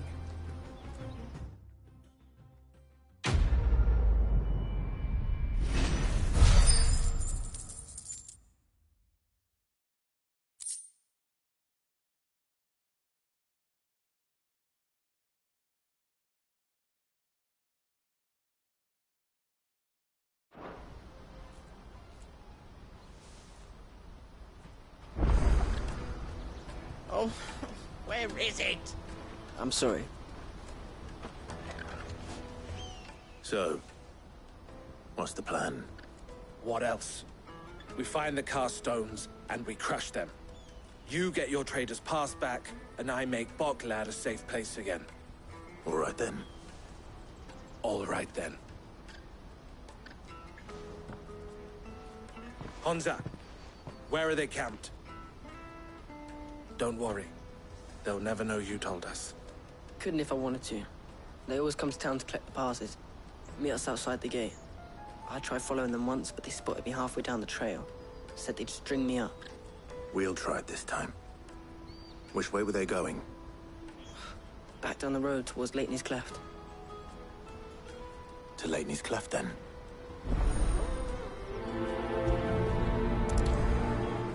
Lateney's Cleft is to the south, past the camp.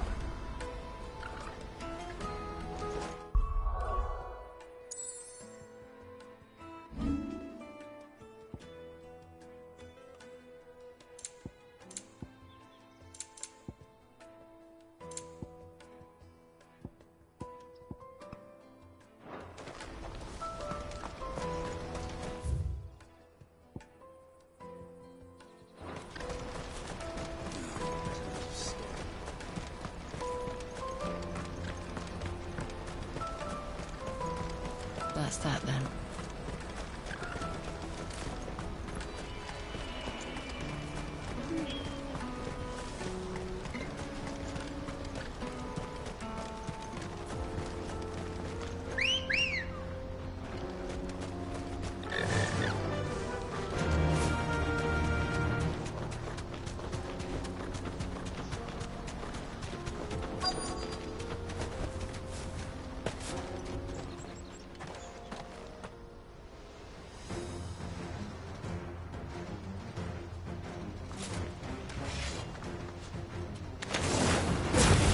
The one who's been sticking his nose in our business.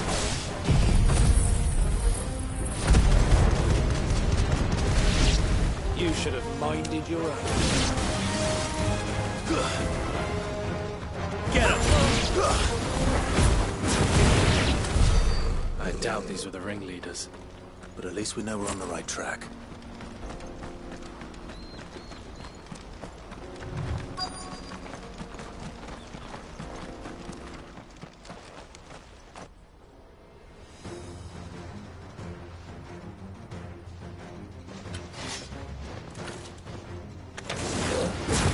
We got company! That's the lot. This one. All yours, Torvald.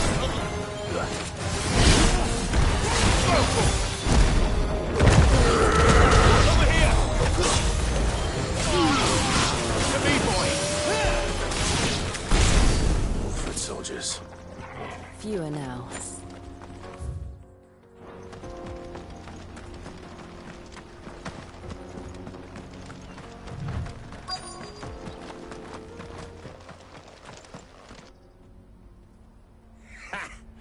Not a bad haul today, eh? Aye. Some of our new recruits are natural-born ne'er-do-wells. Especially the little ones. And Hans has got nimble fingers, all right. It'll be a shame when they chop them off. But till then, let's make the most of it. Scum. The leaders of the cast stones, I take it. They don't deserve any mercy, Clive. I wasn't planning on showing them any. We're ready when you are, Theodore. Oh, I'm ready.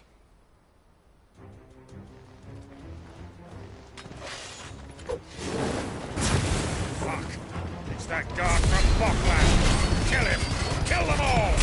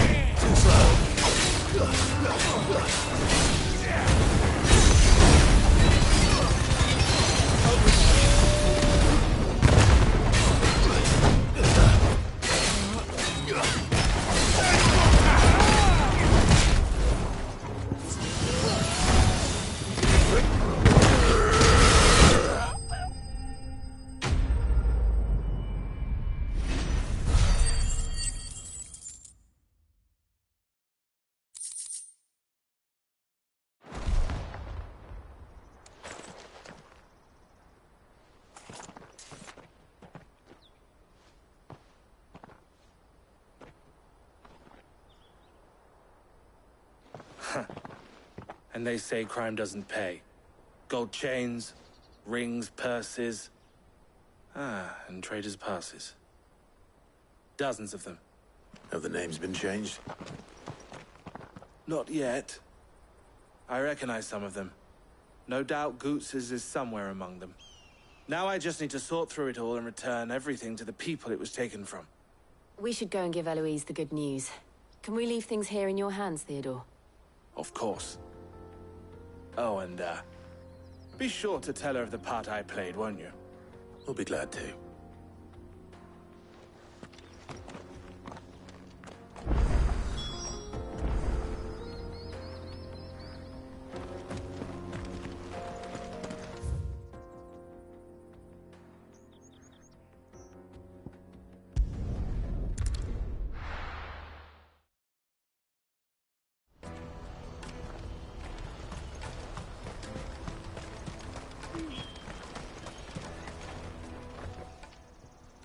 Ah, Clive.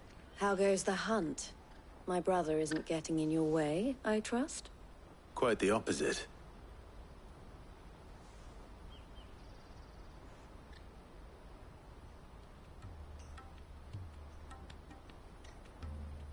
So it was the cast stones who were behind it all.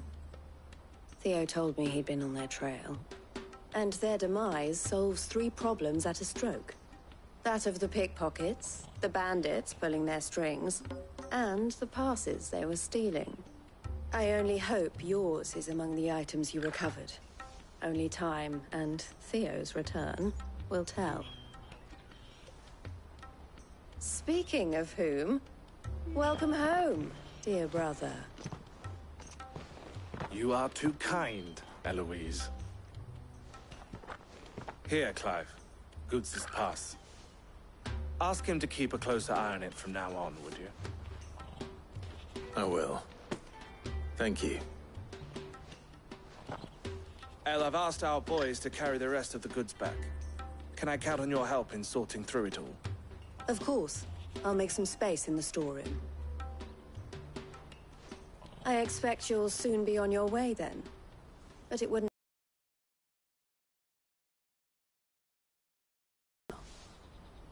Sid. Don't look so shocked. We're on the same side.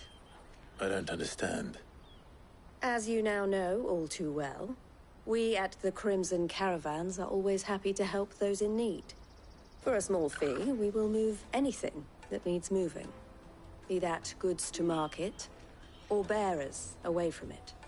I was the first my sister helped escape. If it wasn't for her, I'd have been branded as a boy. I had no idea. It just so happens that we are seeking to expand our operation.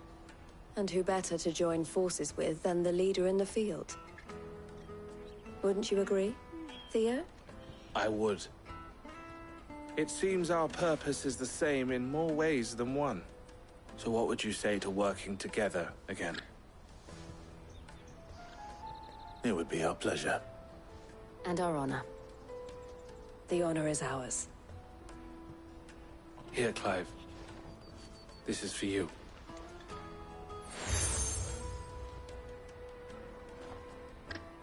What is it? El has friends in high places, while I have associates in, lower ones. That mark is proof that you're a friend to us both.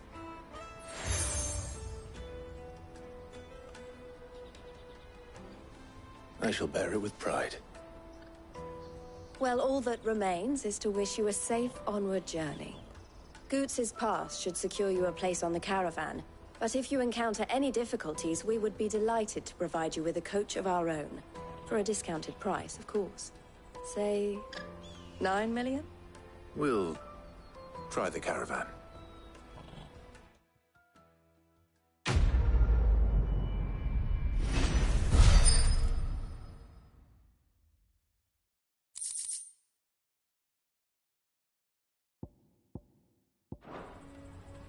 Right then. Let's get this back to Goots.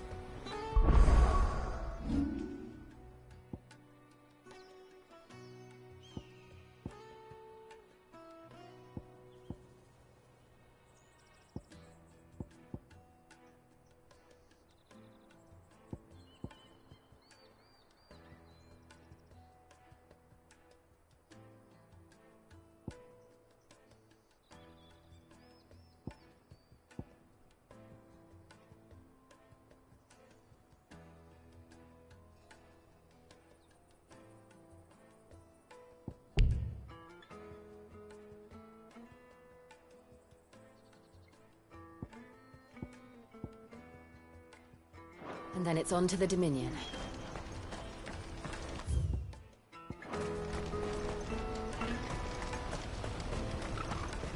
Let me carry your goods. Pardon me, but would you happen... That well-notched steel and impressive physique.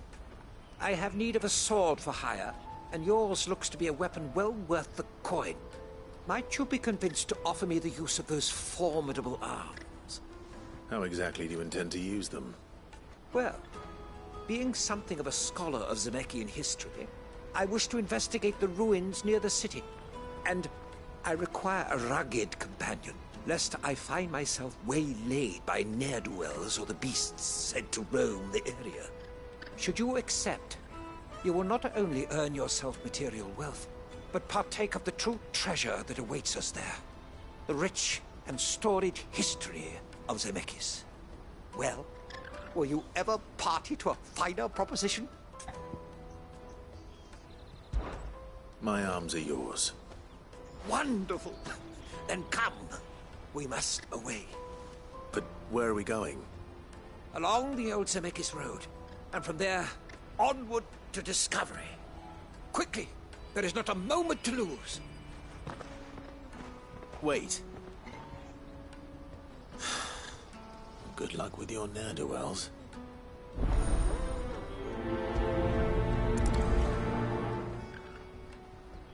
I'd better make sure he doesn't get himself killed.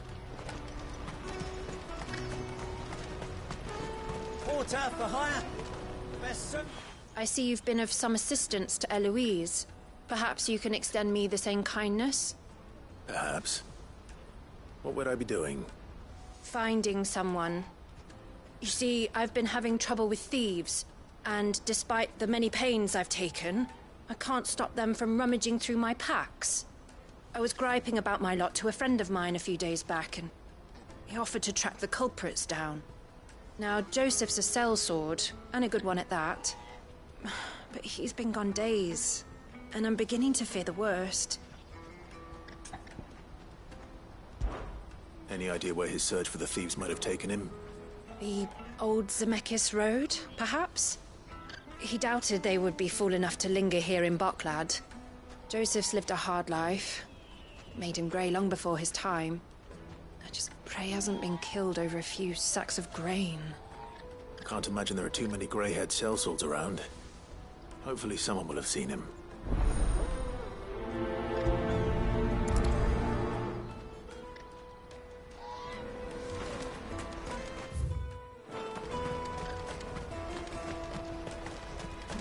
Hurry, man.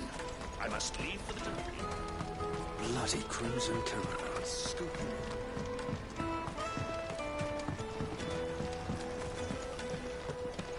If I knew where I No, I just need to see about getting coin.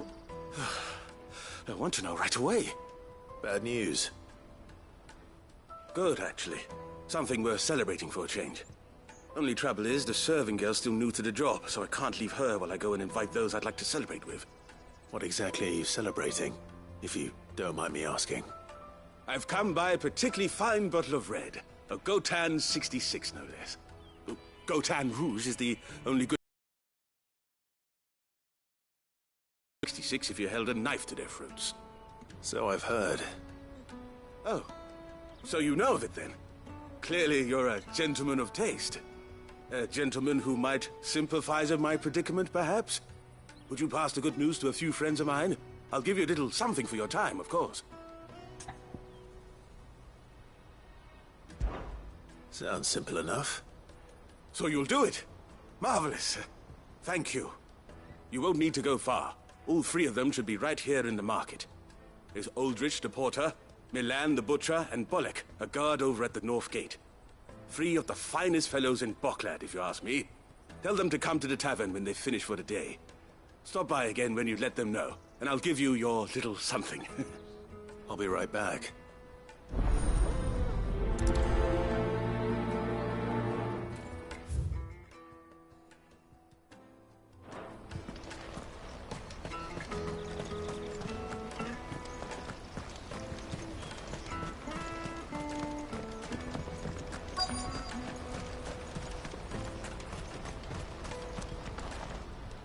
I've been asked to find Aldrich, the porter. I don't suppose that's you, is it? That's me right enough. You need something delivered? The innkeeper sent me. He said there's a cup of Gotan 66 with your name on it when you're done for the day. A 66? Look at me. If he's just got hold of it now, it must have been in the crates he had me carry down from Sambrek. From the Empire to Boklad. You must be a braver man than most. That's a treacherous route at the best of times. Such is the porter's lot. There's not a patch of storm these feet haven't traipsed across. It's Oriflamme one day, then off to Canva the next. The farther you're willing to go, the fatter the purse. Which is why there's no shortage of competition for some of the longer routes. I'd say I've done enough for today to earn myself a cup of something tasty. Thanks for letting me know.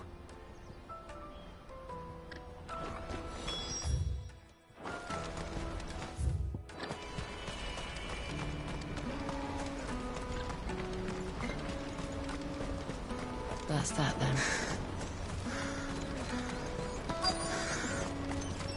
There are no crystals here. We keep going. What do you want? I've no coin on me. Just information. Has a sellsword passed through here? Grey hair. Now you mention it, there was a young man with salt in his mane sneaking around out there a while back. Which way did he go? How am I supposed to know? Buggered off down the road, I expect. Now why don't you do the same and leave me be?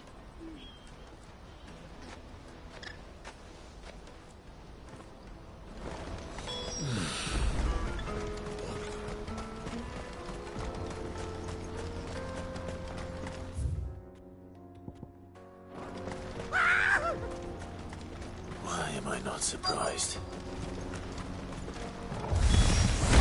You'll handle the old boy.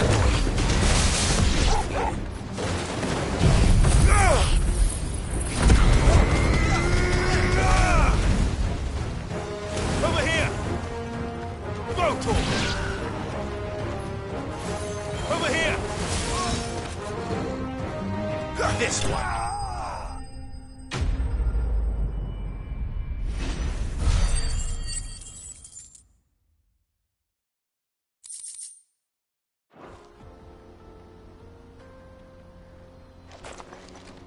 Are you hurt? Happily not, good sir. Thanks to your timely intervention. More importantly, we have arrived. Now, feast your eyes upon the marvel before us. Ruins, a relic of the fallen civilization. A sight so common that man is oft blinded to its wonder. Colossal vessels, dashed from the very heavens. Airships, we call them, with very little thought to what wonders such a word might describe. Oblige me if you would. Does anything strike you as peculiar about this particular specimen? Though we ourselves find fallen ruins to be nigh indestructible, whatever gouged the final sin from the rock cleaved clean through the structure you see before you. A tantalizing mystery, no doubt, but merely one of countless enigmas in which Zemeckyan history is steeped. Come, good sir. Our expedition continues, and we still have much to learn.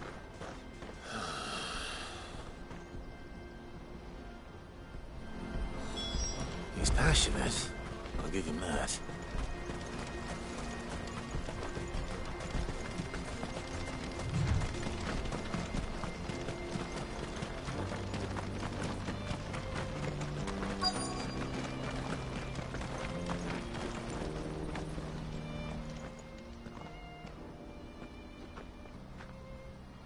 We don't want any trouble. Neither do I. I'm looking for someone. A grey-haired mercenary. Well, we haven't seen him. Yes, we have. We saw him climbing up the rocks. Those ones, over there. Maybe he found his thieves. Mum won't let me near them. She said there's goblins up there, and that they eat little boys for dinner. Shush, now. You've said quite enough already. I only told him what you said. I'd listen to your mother if I were you.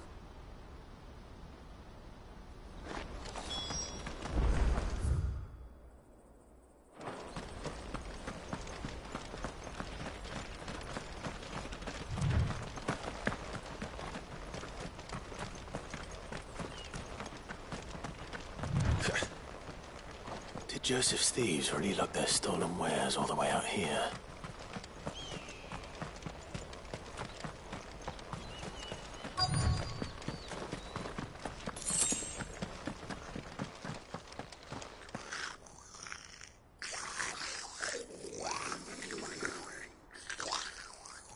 I think we've found our thieves. They don't look happy to see me. Kill! Get him! All yours, Toro!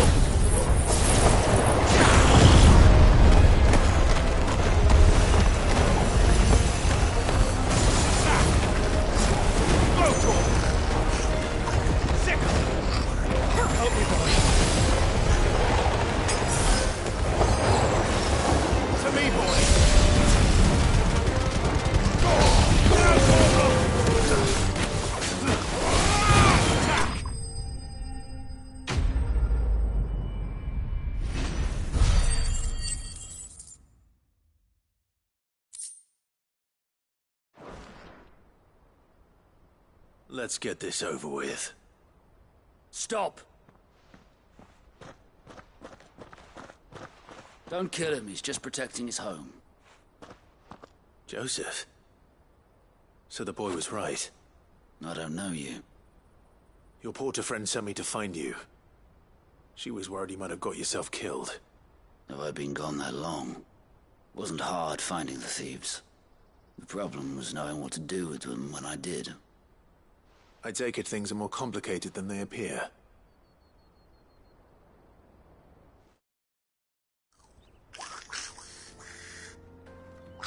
I'd all but ruled out bandits before I even left the market. You know why that is? Because our thieves had no interest in gold or gems, or anything they couldn't eat for that matter. Add to that the rumors of goblins in the area, and the mystery practically solved itself. I soon found their cozy little homestead, and all the missing food. I launched myself at them, full of righteous fury, but their leader was the only one who moved to meet me. The others, they huddled around that food, ready to die protecting it. They stole because it was that or starvation. I've been there myself, back when times were hard. So you spared them, and earned their trust into the bargain by the look of it. These goblins aren't native to the area. They don't know how to survive such barren lands, so I've been teaching them. And once they've learned to hunt and forage, they won't be fool enough to risk their necks in Boklad. I'm impressed. I didn't know goblins could be reasoned with. Do me a favor. Let the porter know I'm safe. I'll head back to the market once my work here is done. Oh, and don't mention the goblins. I don't want people coming here brandishing pitchforks. Not now this lot have sworn off thieving. Your secret's safe with me. I appreciate it. Thank you.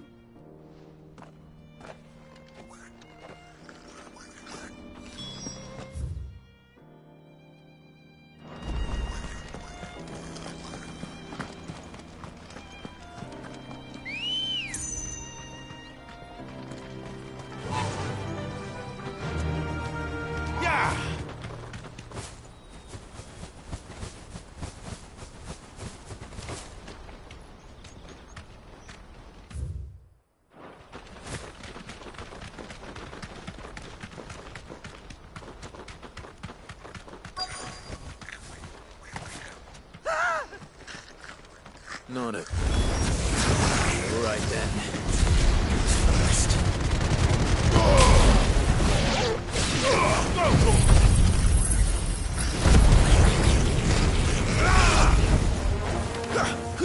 Get him.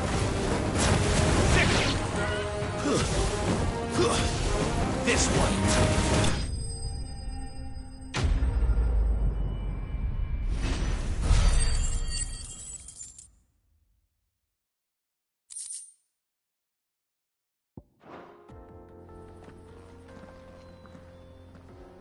You're going to get yourself killed. Oh, that would not do. That would not do at all. Not when such majesty stretches out before us. Behold, the final sin in all its glory. As Moss tells us, a battle was fought here in ancient times. A battle of such ferocity that it tore a great crater in the very land upon which it was waged. In reaching for their holy sanctum, did man enrage the gods, and great was the vengeance that was rained down upon him. Alas, the full truth of the matter is lost to time, though I live in hope that I might see it discovered. But we must not dwell upon such things. There is more yet to see. Onward, history awaits.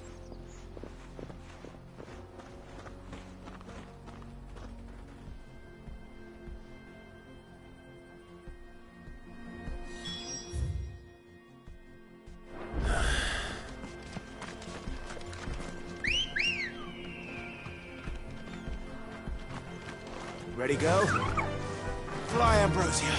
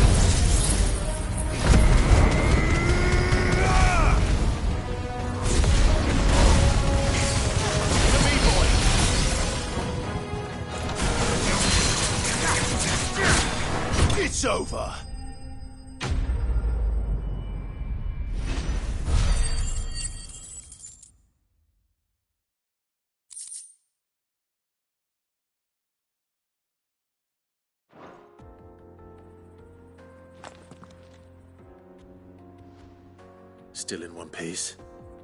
It would seem so. Once more I am in your debt. And once more you impress me with your prowess. These were no ordinary foes, but ones we in the field call echoes. Though Moss the Chronicler concurs with the legends in attributing the fall of SICKEST to a wrath wrought upon mankind by the gods, he offers little in the way of explanation. Could the ruins we see before us here, in all their elaborate beauty, perhaps suggest an answer? Could the construction of such miraculous edifices have been considered an encroachment upon the province of the divine? Alas, all is mere speculation. But one day, perhaps, I will learn the truth. Not if you keep running headfirst into trouble. You are right, of course. And not only have you plucked me repeatedly from the jaws of death, you have proven yourself a willing audience to my ramblings. Glad to help, but didn't you say you came here to investigate something? I fear I may have rather overstated the case on that front. In truth, a captive ear was all I really desired. You see, even my fellow scholars have grown somewhat weary of my musings of late. And so I came upon the idea of purchasing a companion. A captive audience, if you will. That's what this was all about. I am afraid so. And now, my good man, it is high time we returned whence we came. Fine. Just don't go running off this time.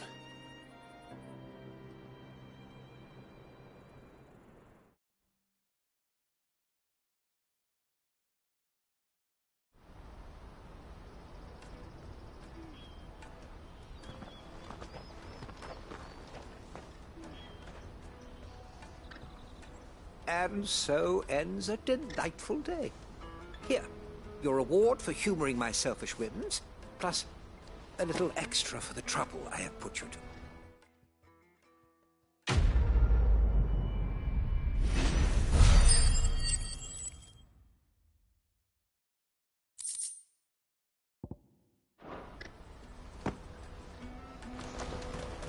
Let me carry your goods. I'm cheap. And nasty.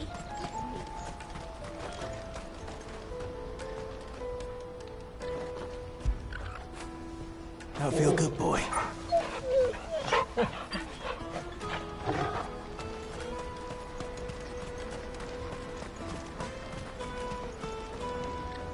Joseph's fine. He'll be back once he's tied up a few loose ends. That's a weight off my shoulders. He certainly knows his business. You found your thieves all right. And I dare say they won't be coming back. A good man to have around, that Joseph.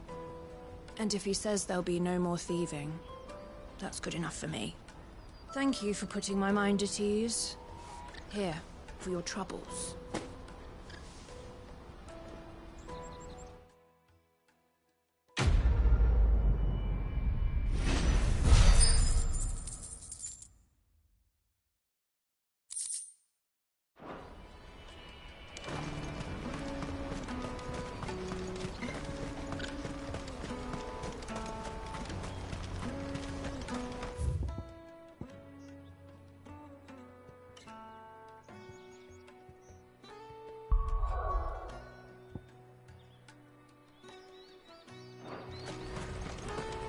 Peaches and pears. Meats and beef. Come on, come on! The caravan stops next to the checkpoint. Are you Milan, the butcher? That's me. What can I do for you? The innkeeper's just had a special delivery. He thought you might like to join him for a cup of wine after you pack up for the day. He knows me only too well. And I've got a ham here that will go handsomely with a nice drop. Wine and ham to spare. Barclad clearly isn't suffering, then. Comes with being the place everyone has to pass through to get to everywhere else. Those who travel the Crystal Road bring all manner of goods with them. We get meat from Sanbrec, herbs from Rosaria. Why, sometimes we even see curiosities from across the Narrow. My old man knew what he was about when he set up shop here all those years ago. Anyway, thanks for the good news. Oh, you know what? Maybe I'll shut up shop early. Wouldn't want to keep our friend waiting.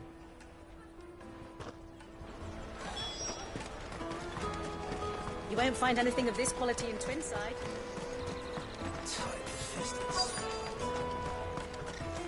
The Empire's your enemy, not us. I'm looking for Bolek. I was told he'd be guarding the gate. Well, you found him. You're not here to enlist, I take it?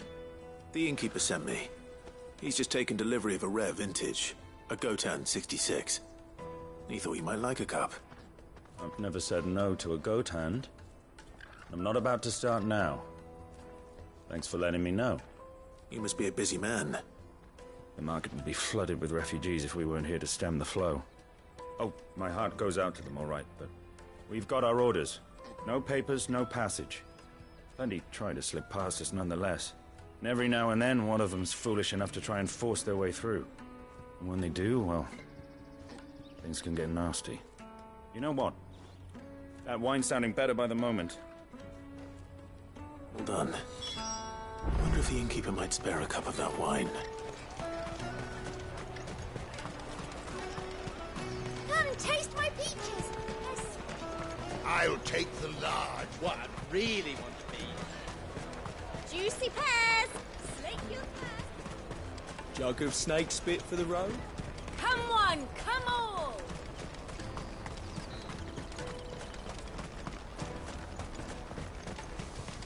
Out of my sight, wretch!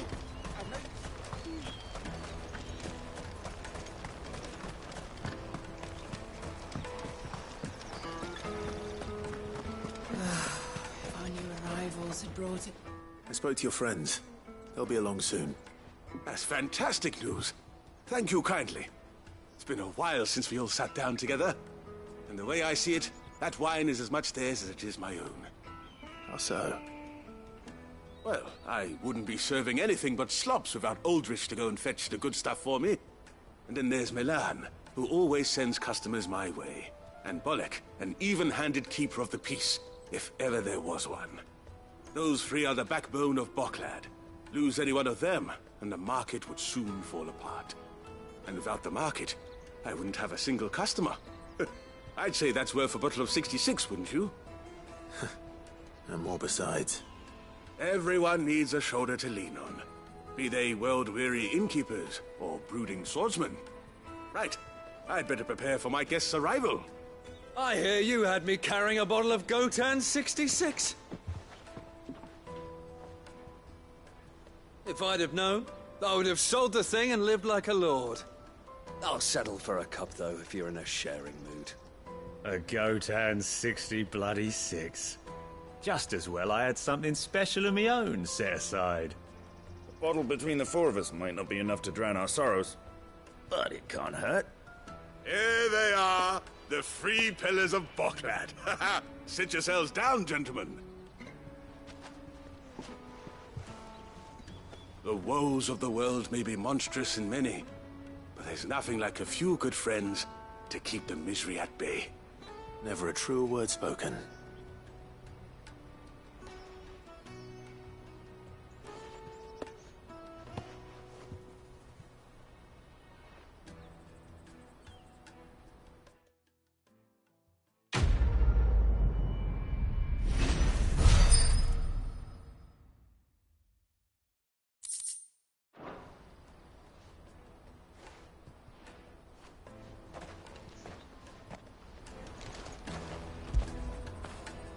All right, boy.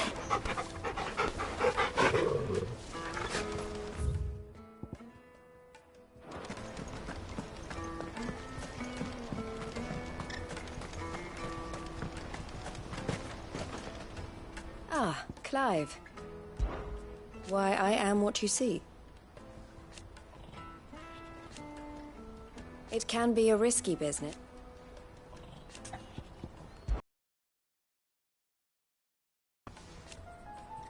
Or at least... don't worry about Hansa and the other. Always a pleasure.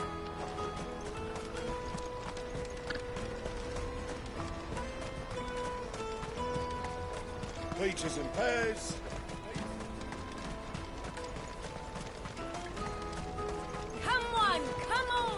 Jug of snake spit for the road? Caravan stops next. Juicy pears! Slake your thirst! What I really want to be... Here you are, good. Try not to lose it again. Me pass! You found it! Oh, thank you so much. Nan would have killed me if I'd come back without it. I'll have to say thanks to Elle and Theo, too. So should you, Hansa. You and your friends don't have to steal anymore. If anyone threatens you again, you know who to turn to. We do. And we already have. Miss L's given us a job shifting the chocobo shit out of the stables. It's hard work, and the pay isn't half what we got from the stones. But if we stick at it, we'll keep ourselves fit. You stick at it, then. And Goots, I'm sorry for stealing your pass. That's all right. I've got it back now. And all's well that ends well, eh? You said you're trained to be a blacksmith, right? Well, I'm gonna be your first customer. I'm gonna save up all my gil and get you to make me a massive sword.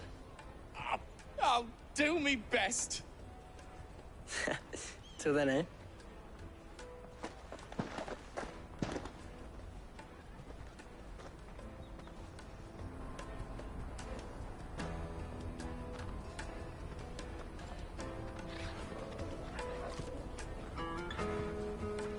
All right. We have a place on the wagon.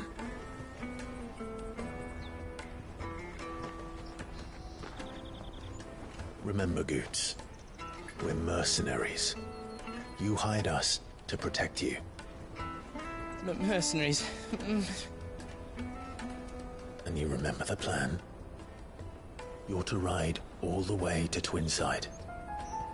Jill and I will go with you as far as the outskirts, then find our own way in. I'll buy that stuff I need. Right. And we'll scout out the Imperial's defenses. There's a square with a big bell tower right in the middle of town. If you get lost, or out goes wrong, we can meet up there. All right. Let's go.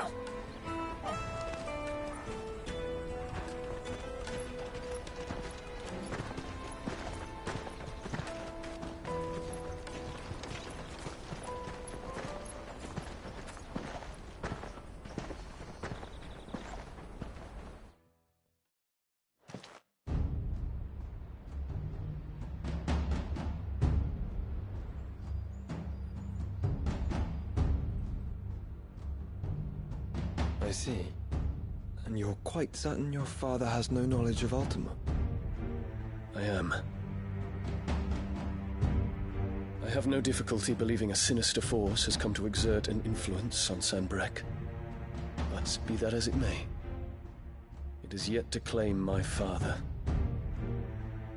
For better or worse, his radiance speaks his own mind. Then the fiend works from the shadows.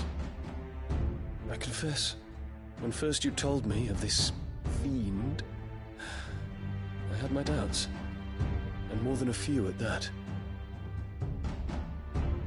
A beast that labors to plunge Valisthea into turmoil, all in pursuit of your brother. But that wound is proof enough that evil is afoot. Then I have your answer, Your Highness. You will join me in my fight. I cannot. Not yet. Your Highness, please. As you are aware, the Dhalmekian army is at our gates.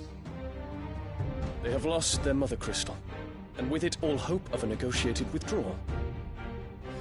It is but a matter of time before they invade. If Bahamut is not here to meet them, my people will be slaughtered. Though not by Hugo Kupka, thanks to Ultima's machinations. I know the fate of your people weighs heavy on your conscience, but if we do not put an end to Ultima's plans, they shall face a far darker fate. The chaos he would wreak would sweep all of Valisthea into the abyss. The lives of every man, woman, and child in the Twins are at stake. I believe what you say, Phoenix. But I have duties of my own, and I must discharge them. Come what may.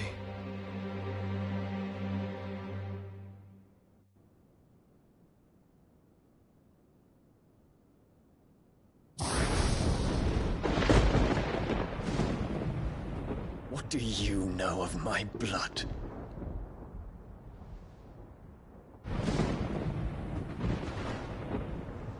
I know that it is wholly unworthy of the highest offices of state, which rightly belong to those of purer breeding. Alas. Your bloodline runs through the Oriflamme gutter, from a whore who weighed her child's worth in gil. Have you threatened my father? Of course not. I merely whispered in his ear that his mongrel son is plotting a rebellion. What? Sylvester listens to the words of his astrologers. And they have ears too. You have been feeding them your lies! Should you remain loyal to Emperor Olivier, his radiance may yet crown your head with laurel, and not with tar. Fork-tongued witch!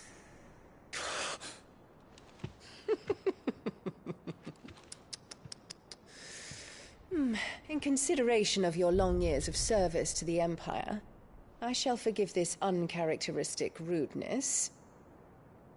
Now hurry and make ready, Your Imperial Highness. Emperor Olivier expects much of you, Dion. Or should I say, of Bahamut. May your fire reduce his enemies to ash, till all of Valisthea bows to its rightful ruler.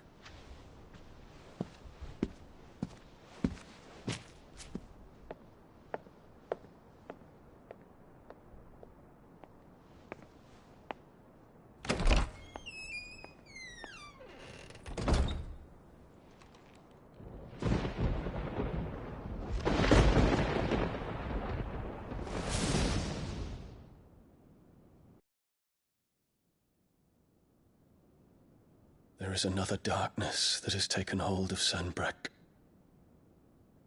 And until its grip is released, the flames of war shall spread ever wider, just as Ultima wishes. Forgive me. My family has caused you much grief. You are not her keeper, Phoenix. This is a matter for the Imperial household now, and as a member of that household, it falls to me to resolve it. At such time as that is done, what strength I have shall be yours.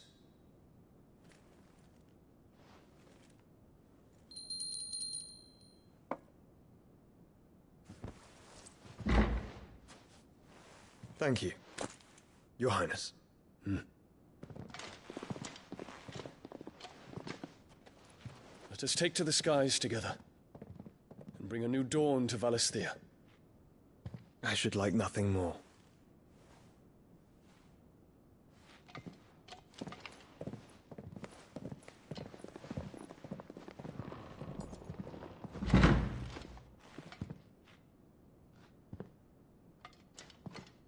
Terence. My prince. Tell me true. Do you believe what I'm about to do is wrong? We dragoons have but one leader, Your Highness. And we shall follow him unto the very end. Thank you. This is my decree.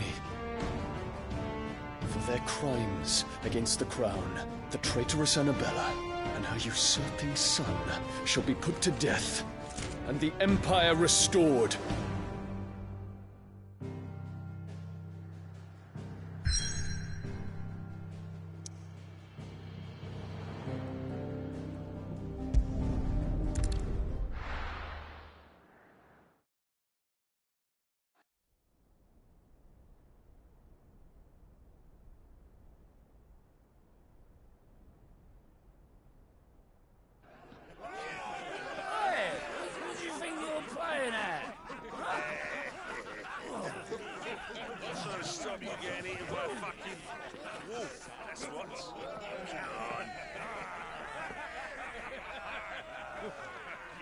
One would never guess that these people stood on the brink of war.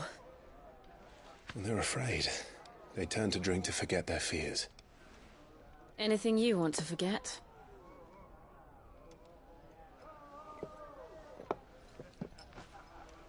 The harbor is empty, and half the market stalls too. The city may seem peaceful on the surface, but it's balanced on a knife edge.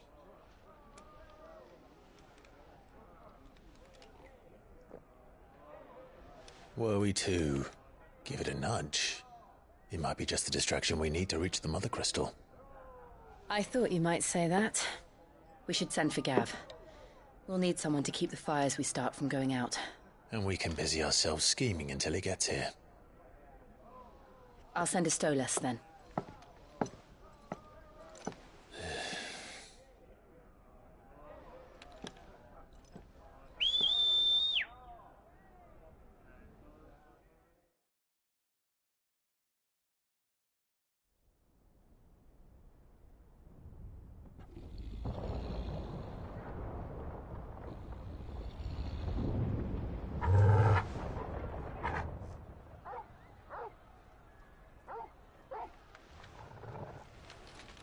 What is it, boy?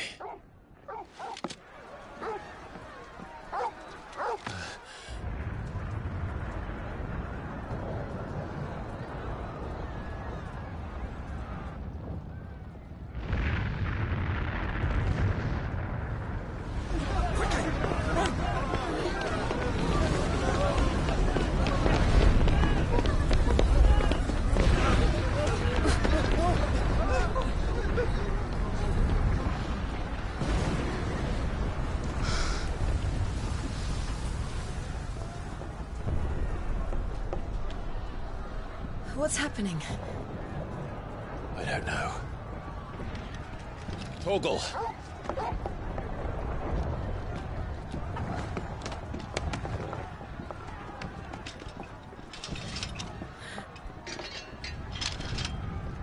This way.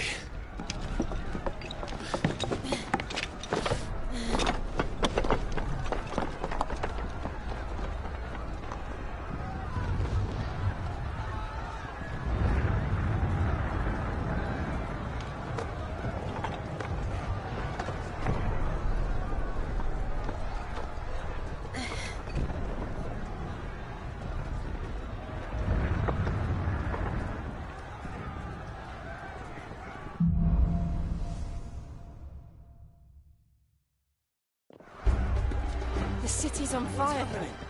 I'm sure Goots is fine. He'll be making for the square. The one with the bell tower. In the middle of town, right?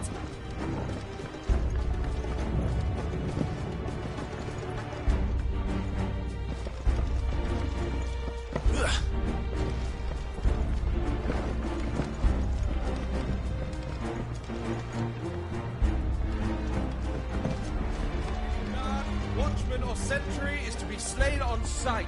Spare the citizenry. His Highness's orders were clear. Those were Imperial Dragoons.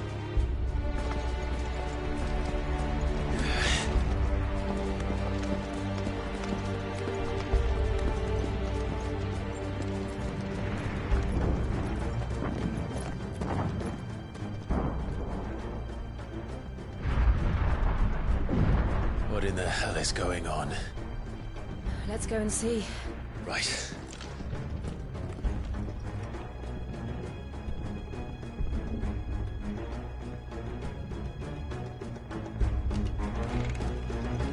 But first we find Goots.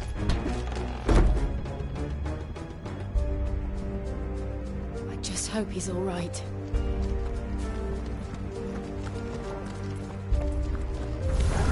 You there! Identify yourself! We have to.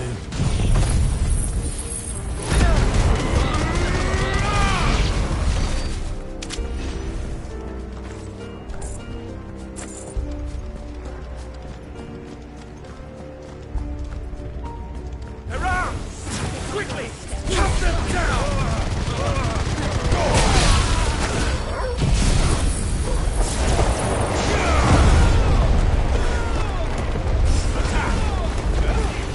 Go for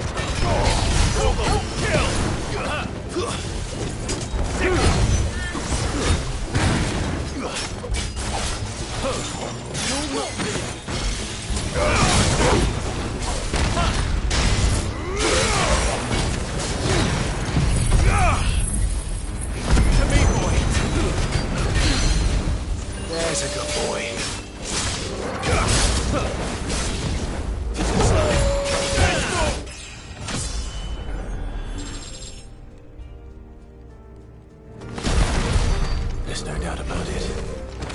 They're dragoons. What is this then? A civil war?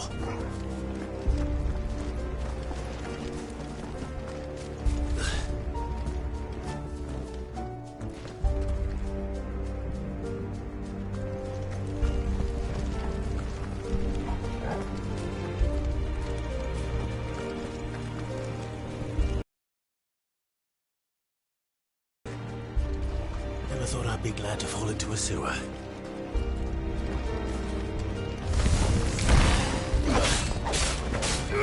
Go for it!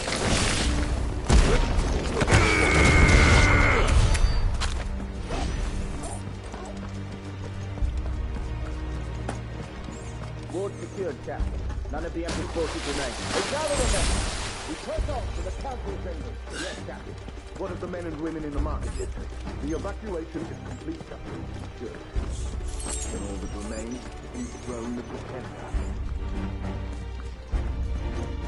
There it is. The bell tower. Right. Let's go.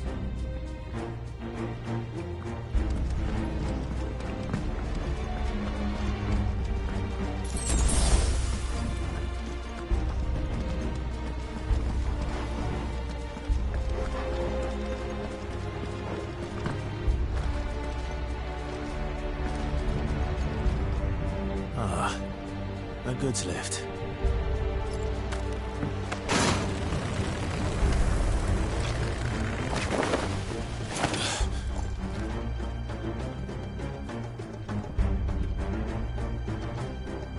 Where in Rigger's name did you come from?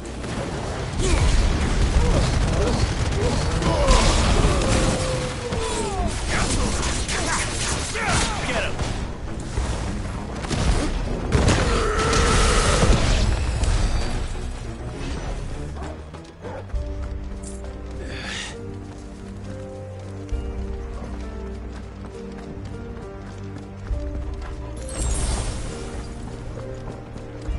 Intruders!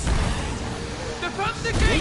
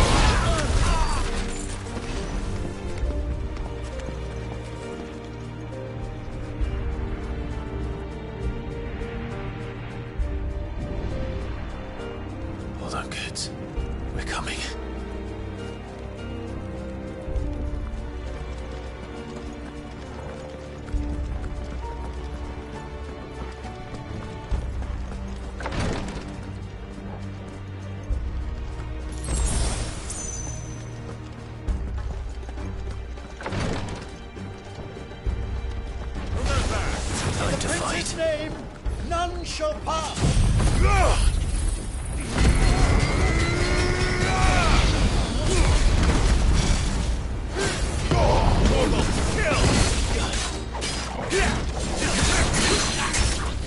Get him! I'm hurt, Torgal.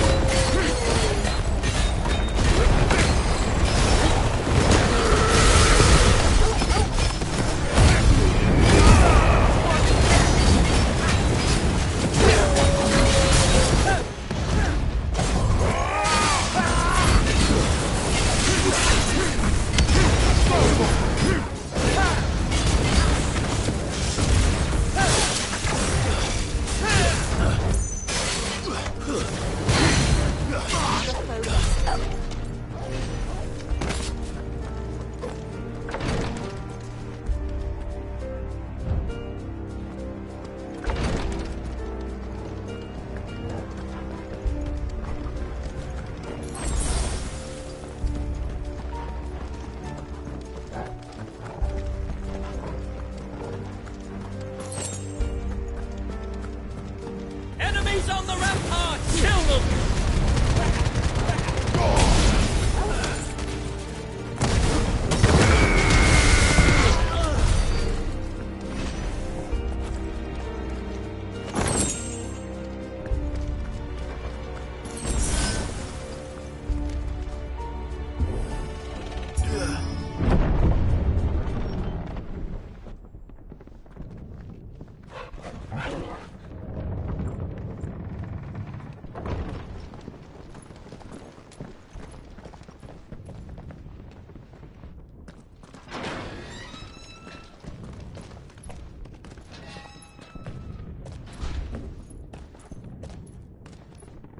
Can you see him anywhere?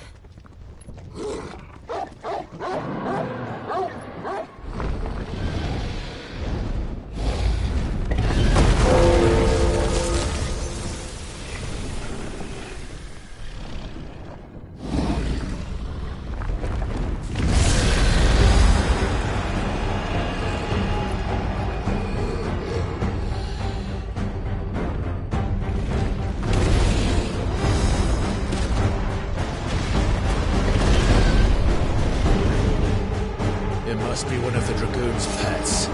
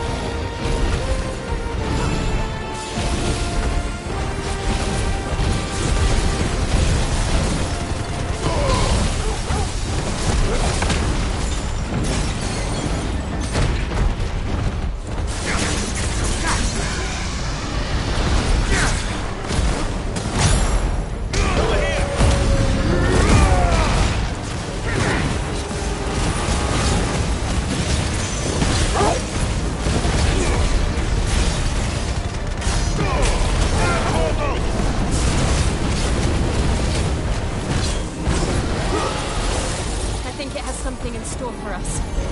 Get ready to move.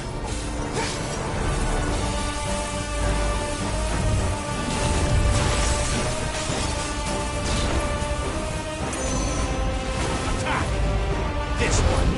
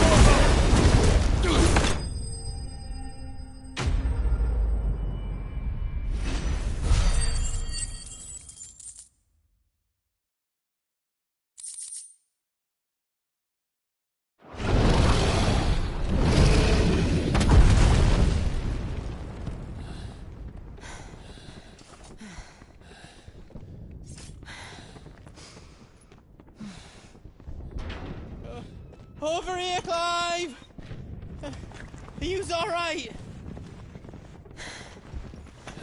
Goods, there you are. I didn't know there'd be a dragon. All right, let's get out of here. Oh! What now? Is that Mother Crystal's heart? What the hell is it doing up there?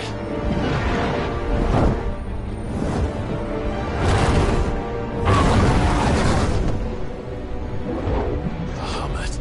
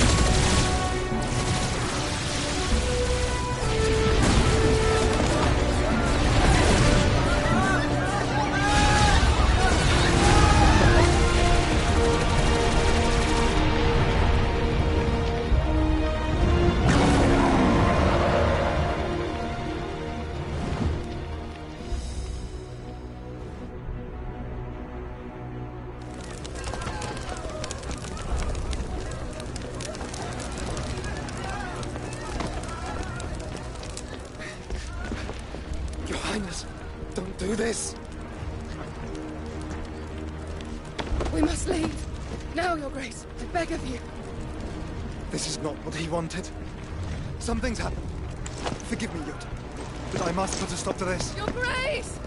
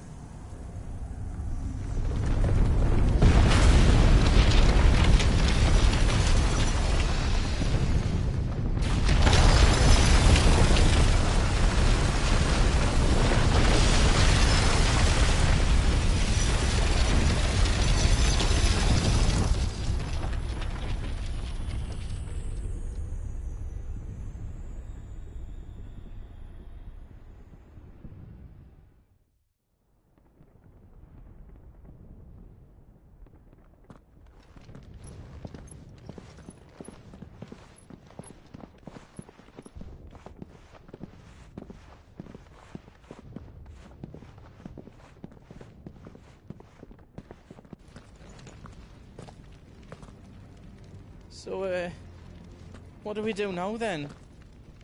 We destroy the heart. But he might come back! As soon as the flames die down, the Imperials and the Dalmex will move in. This may be our only chance. And Bahamut has gone for now.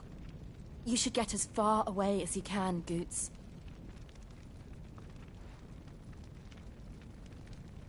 What?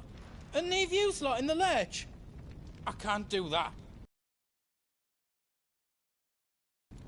I packed everything up before I made a run for it, so if there's out yous need, just ask. But I won't be giving it away for free. Nan'd never forgive us if I did. Thank you, Goots.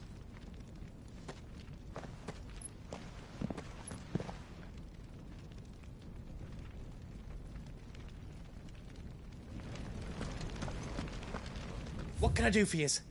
Welcome to Goots's Toll.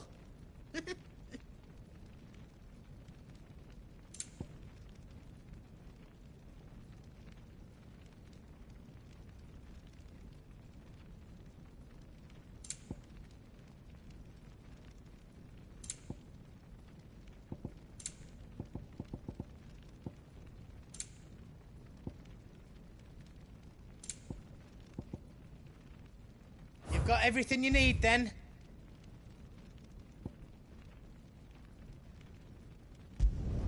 Finished! I think.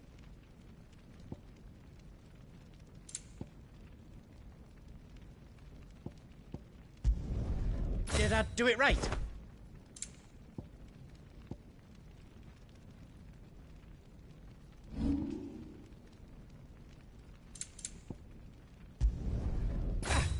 I did it! I hope you like it.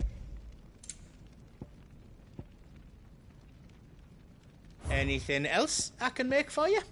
Give us a shout if you need out else. You be brave now, boy.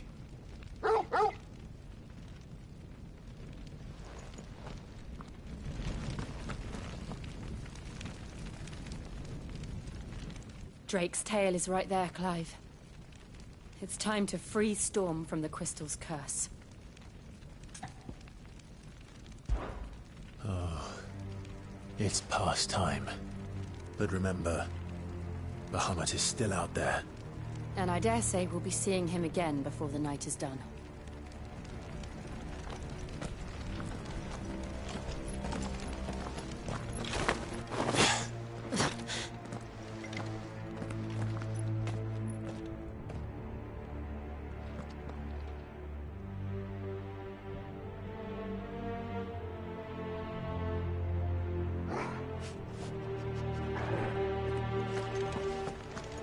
No more roads. We'll have to find our own path. Do you feel that, Clive? Ether. Just what we need. Another flood. It's already turned them.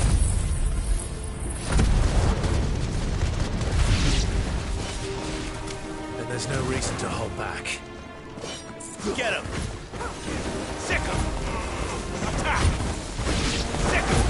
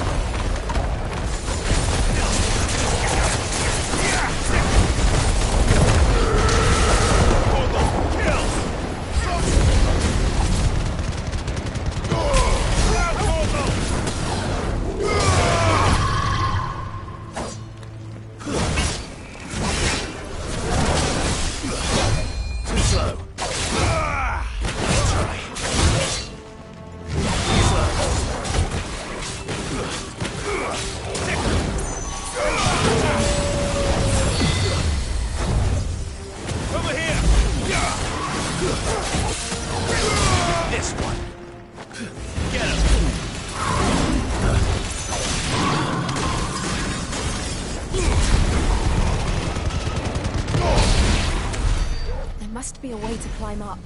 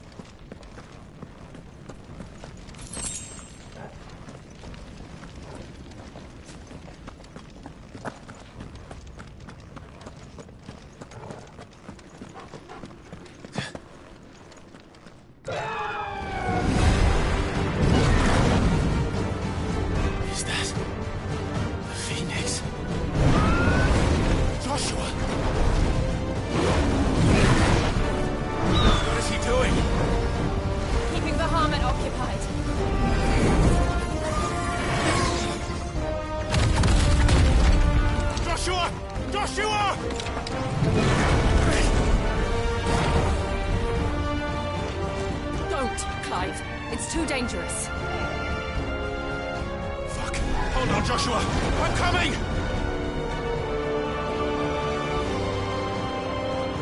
We have to save him. And we will. We just need to keep moving.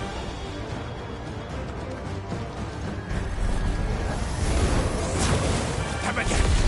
Not now. Normal. Kill.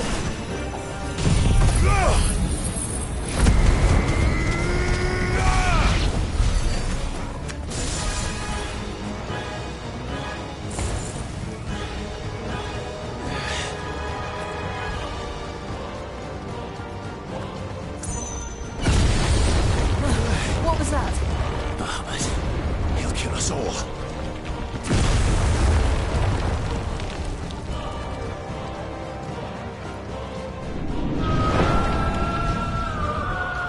There he is.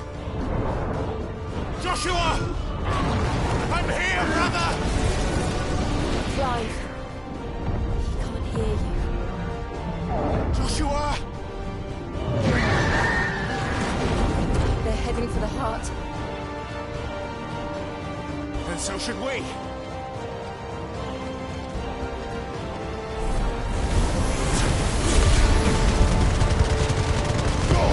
All yours, Torgal.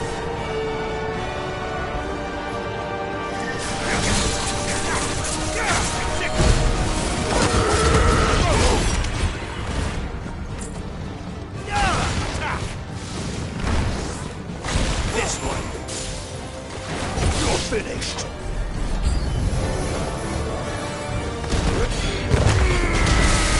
Torgal, kill!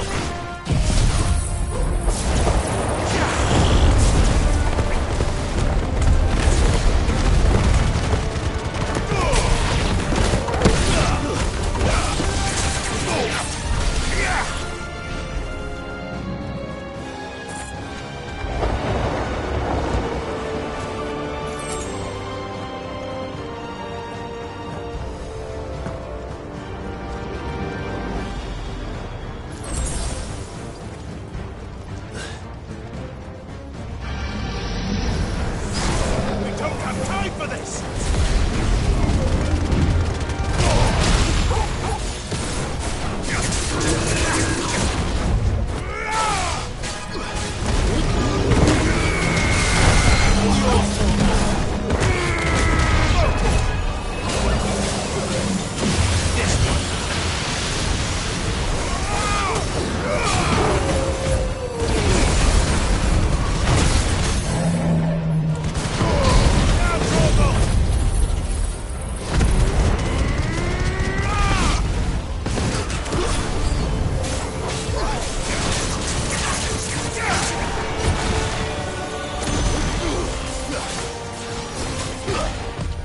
Nice try.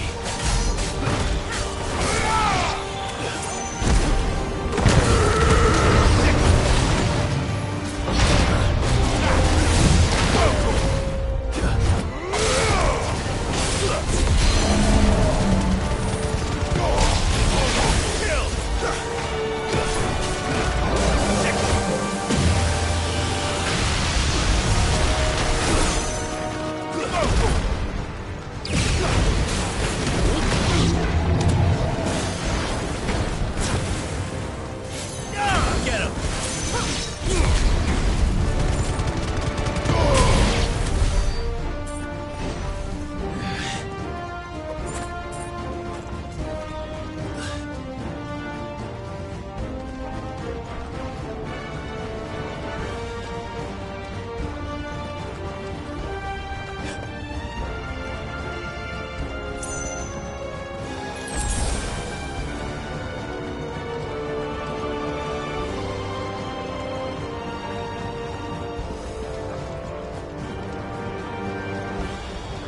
Are those the council chambers? How are they still standing? I don't know.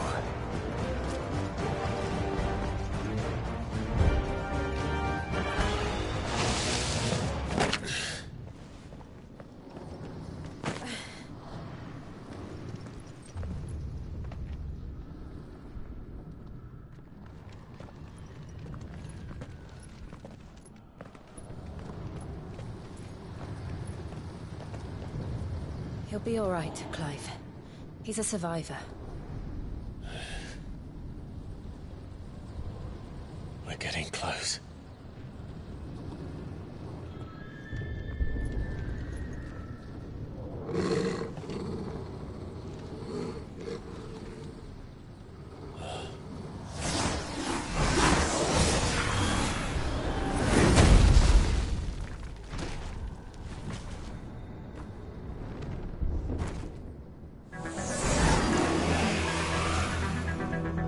It looks like somebody doesn't want us getting any closer. I don't care what it wants. Neither do I.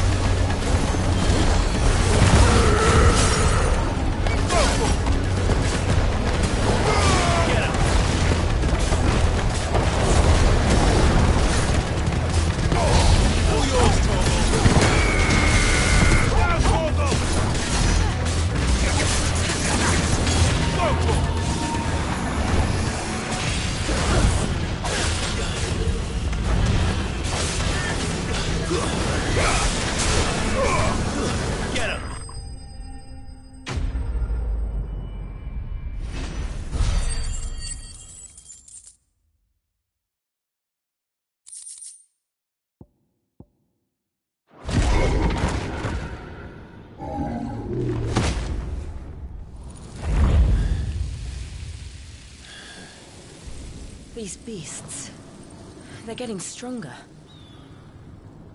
We can think about them later. Right now, there's only one thing we need to focus on. The heart.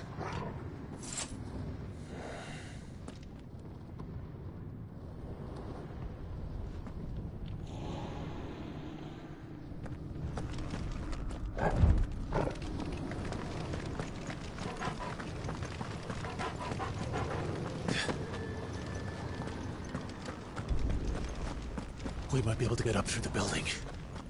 It's worth a try.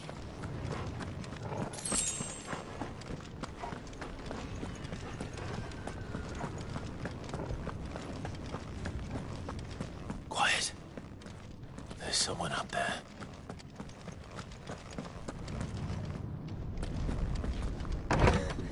Is someone there? Mother. It's you. What happened here? He tried to take him from me. Oh, my boy. My darling boy. Is this the child you made with the Emperor? Why, Mother? Why did you betray us all? You have no right!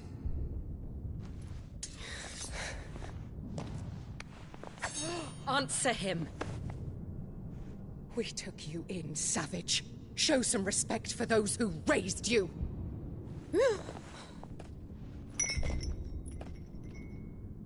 Honorable Elwyn, always thinking of his precious homeland.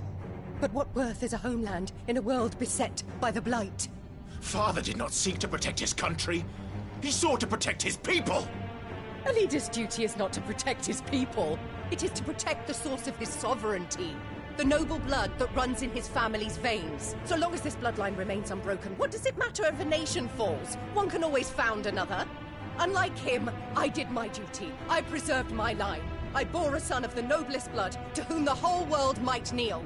That is why I gave Rosaria to Sambrek, that I might join my line with the Lesages and birth a savior of this benighted land, blessed by both Bahamut and the Phoenix! You sold your country for a child. Why did he need another? You had Joshua. I had nothing. You were always your father's son, so very strong and bold and daring, and yet you failed to awaken. Would that Joshua had been granted 1/10 of your strength? Oh! How the nobles laughed that Elwyn's firstborn was surely the son of a concubine, and my own, not long for this world. The shame of it! The shame of being slandered by one's inferiors! How could you ever know how that feels?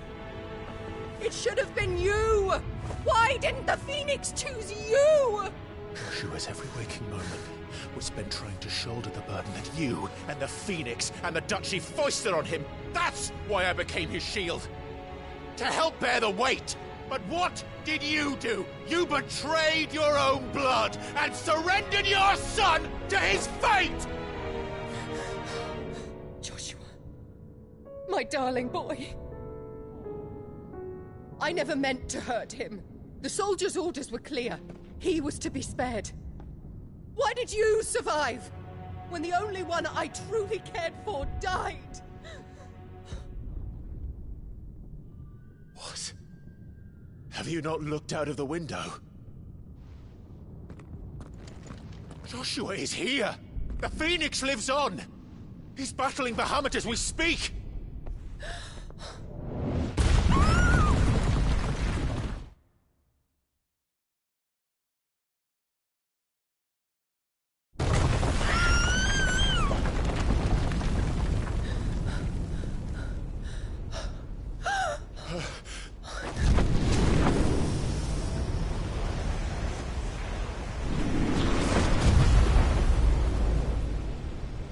Joshua! Wake up!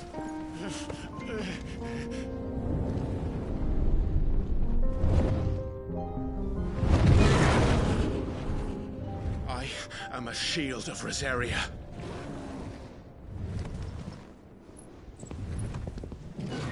And I will do my duty. What are you...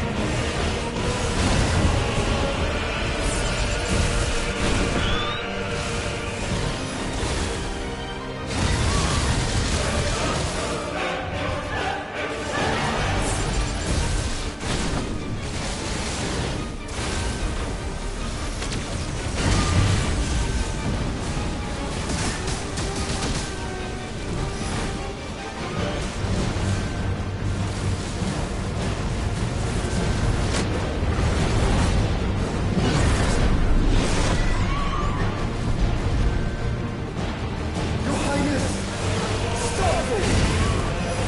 Please think of your people!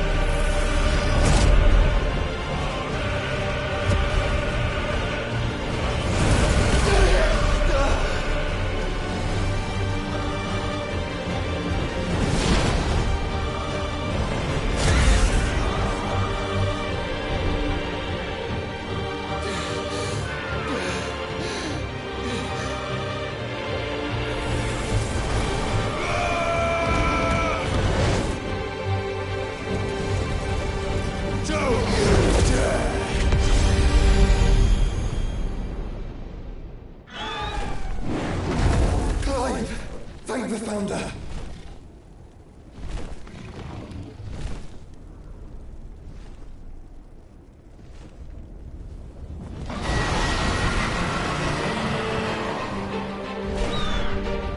It's now or never, Joshua.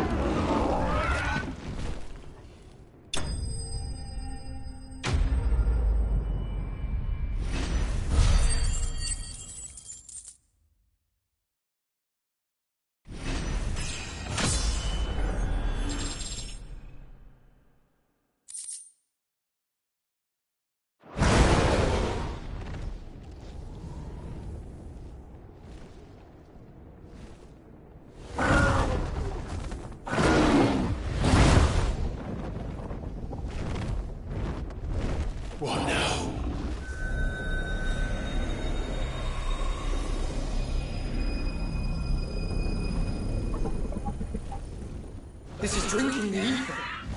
We have to stop him.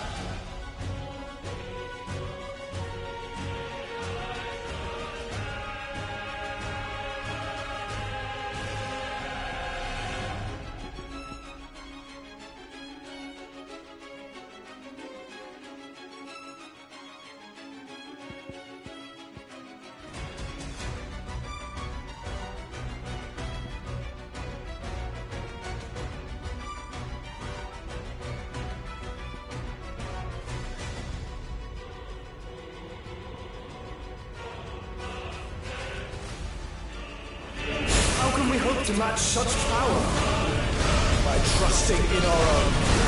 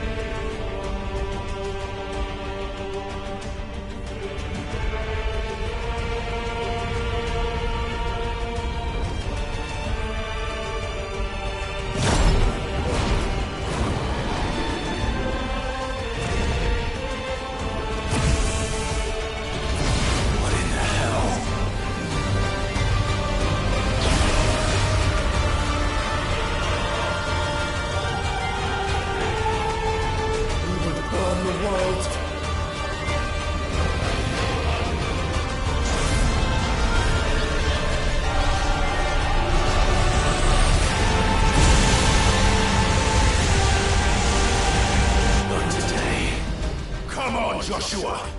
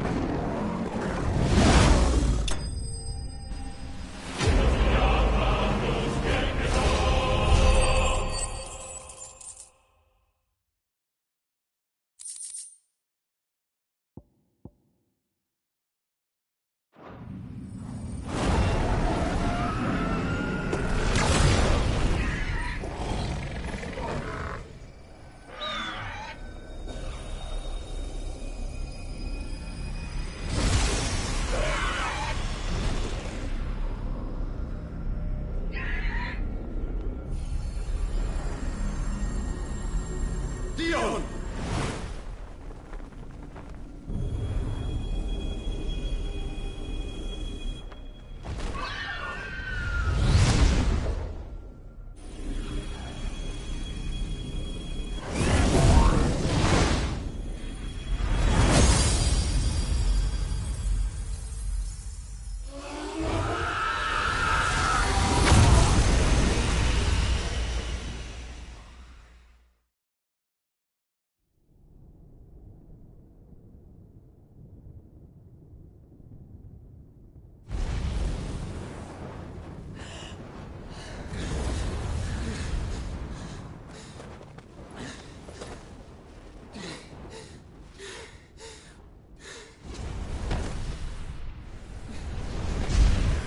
Joshua! Clive!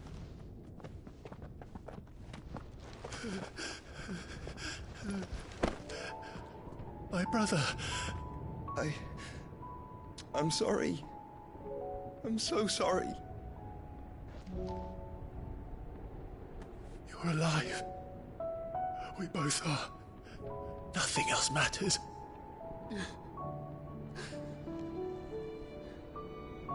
I never dared hope that I would see this day.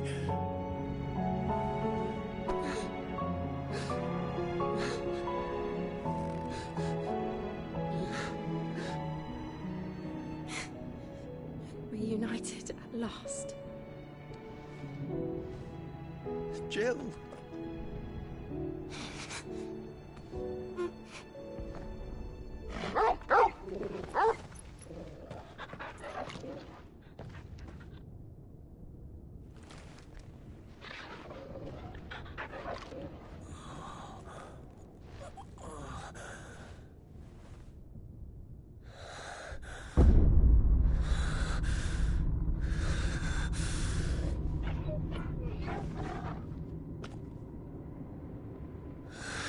This is for my father!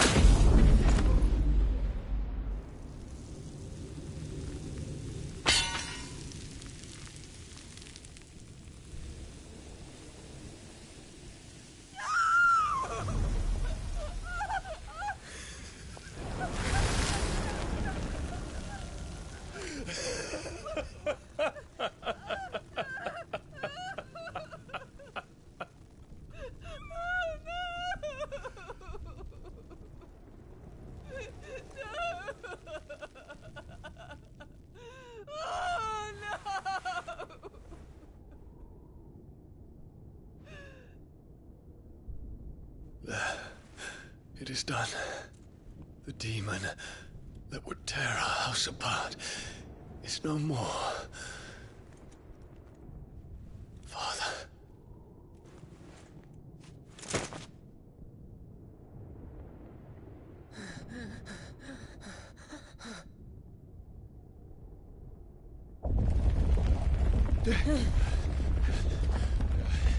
The Mother Crystal. It's collapsing. Right. We need to leave. No. Wait.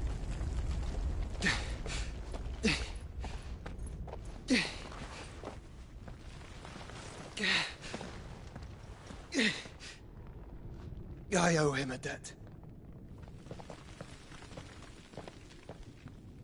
Fine.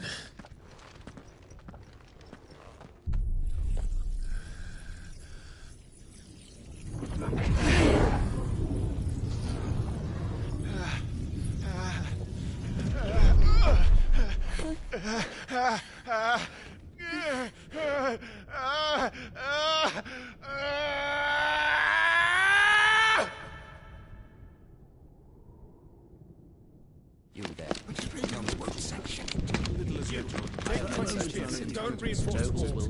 This is our situation. Report, Captain. It could be fires of spread. Can nothing be done to call them off? I regret not, Your Radiance. The Dragoons answer to none but His Imperial Highness. The Council is powerless to intervene. We're hearing reports of rebel Madness is this, Dion. throughout the neighboring districts. Focus all efforts on extinguishing the fires around the capital. City can wait. Don't dally, man. Go! Your Radiance. And I want you to find out Make sure the doors are locked. next movement. By the light. Dion. Have you taken leave of your senses? Call off the Dragoons at once. Fear not. The populace will come to no harm at their hands.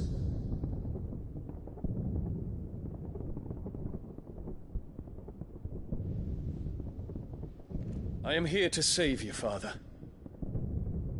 Save me?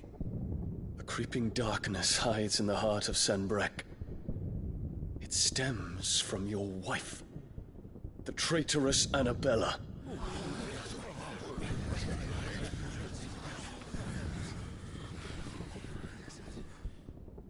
Not another word, Dion. Father, though you may not see it, the darkness has taken hold of you. It has made you forget yourself. But I bid you remember, there was a time when you ruled not with cruelty, but with compassion. Why now do you turn your back on your people? Why now do you seek to stoke the fires of war? You too have borne witness to this change, Your Eminences.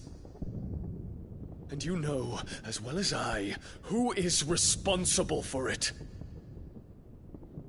A puppet now sits upon the throne, but cut his strings, and the master loses the power! What? Dion, you bear steel before your Emperor? Guards! Take him!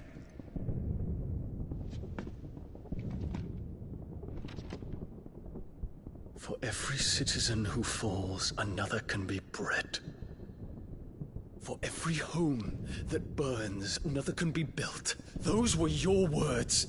But when the last of your citizens has fallen, and all of their homes have been reduced to ash, what will become of your empire, of its rulers, of your god? As the Mother Crystals crumble one by one, and the Blight sweeps in to claim all that we hold dear, our people look to their Emperor for protection. Yet he labors not to secure their futures, but to seize what is left of the twins for himself! Even if it should come at the cost of everything his loyal citizens have labored to build! Dion, you must understand. A small price to pay, is it not? You've been blessed with great power, Dion. Enough to win me the world. So go, claim Valisthea for me, brother.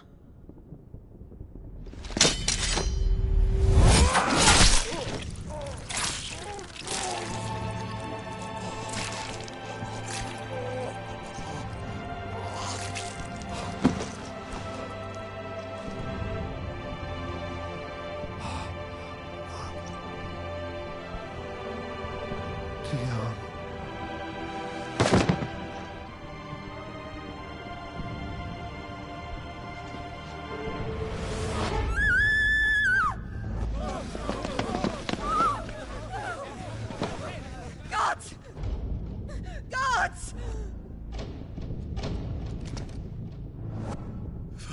Father. Poor father. How he doted on his children. That he would die to protect me was plain. It was but a matter of when. You planned this? You did well to endure so long. But you broke in the end, as I knew you would. And now Muthos approaches. Put him to the proof. I would see if he breaks. Go, Bahamut. Kinslayer.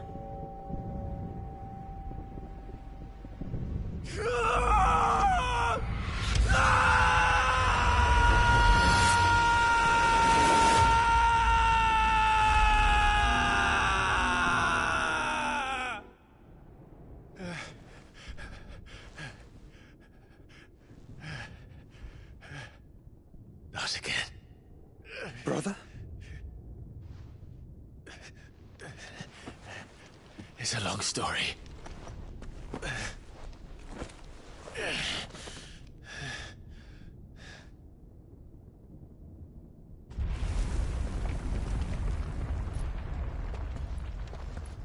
You cannot stay here, Mother.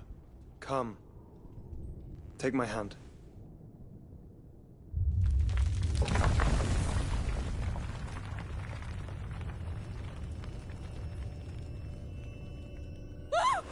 Get away from me! This is all just a dream, just a bad dream! You will not take me, Shadow! You will not take me!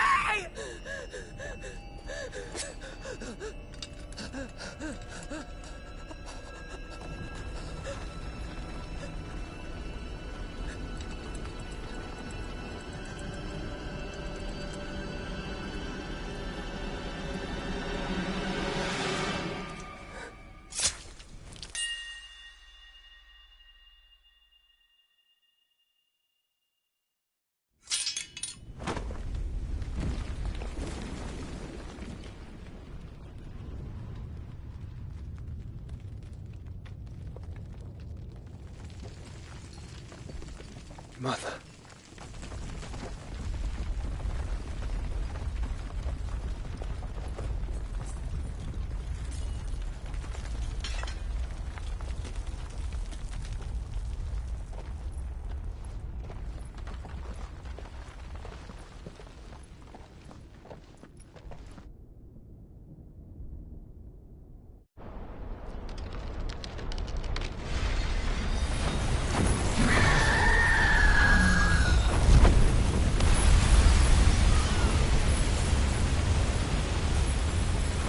If it is consciousness that weaves your wills together, consciousness that blurs the boundary between your own will and that of others, then we shall set you apart once more. The ties that bind you shall be severed, and humanity return to its proper place.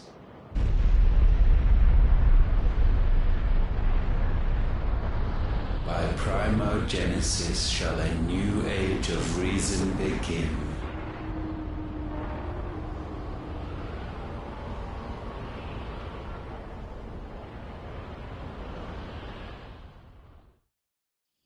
Relax, Your Majesty.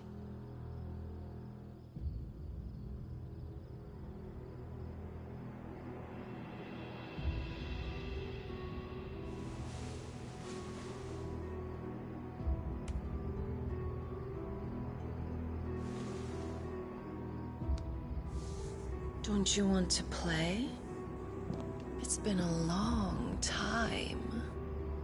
If that is your wish. Men, you are as meek as all the others.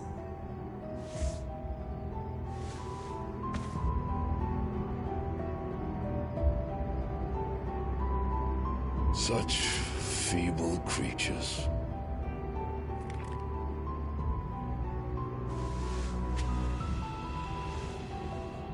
Gifted the power of icons, yet slaves to fickle emotions which usher you to your doom.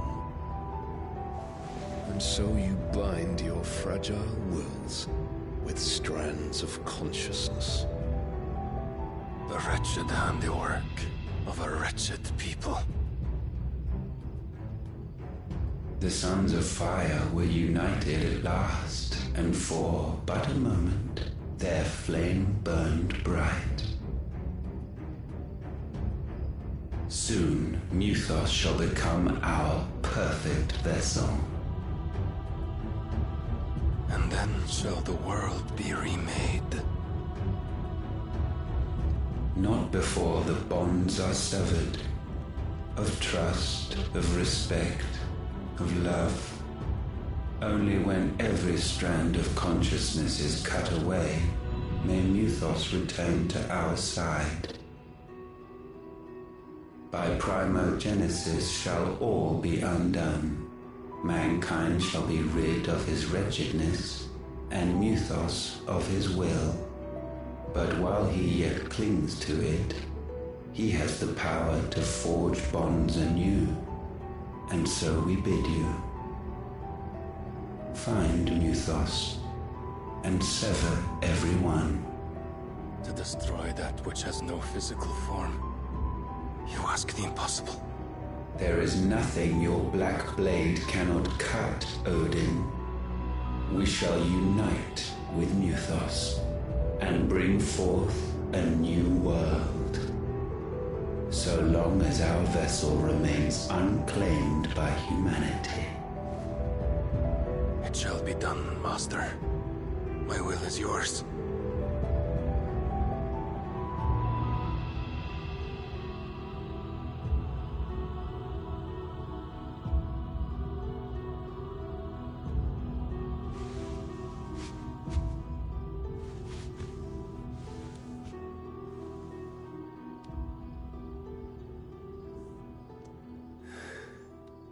Mother.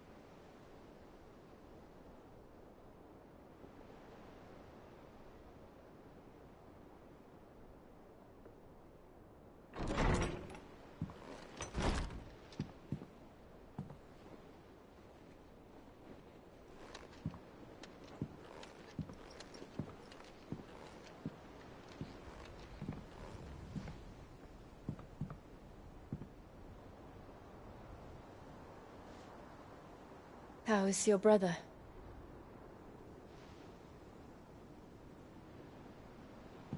Asleep since I returned from the Dominion.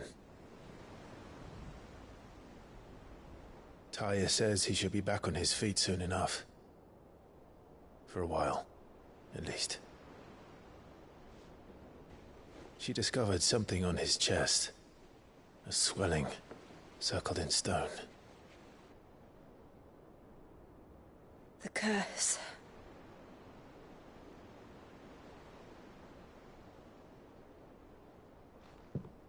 For every mountain we climb, another rises up to greet us, doesn't it? It's never ending.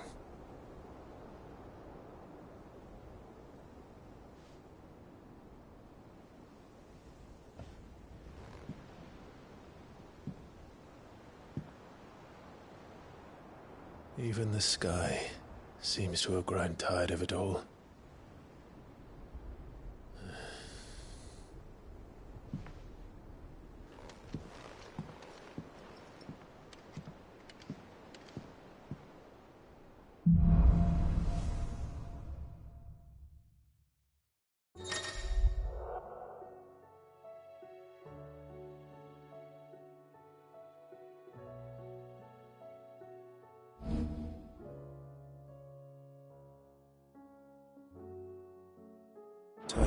if I disturb Joshua. While he rests, I might as well see what...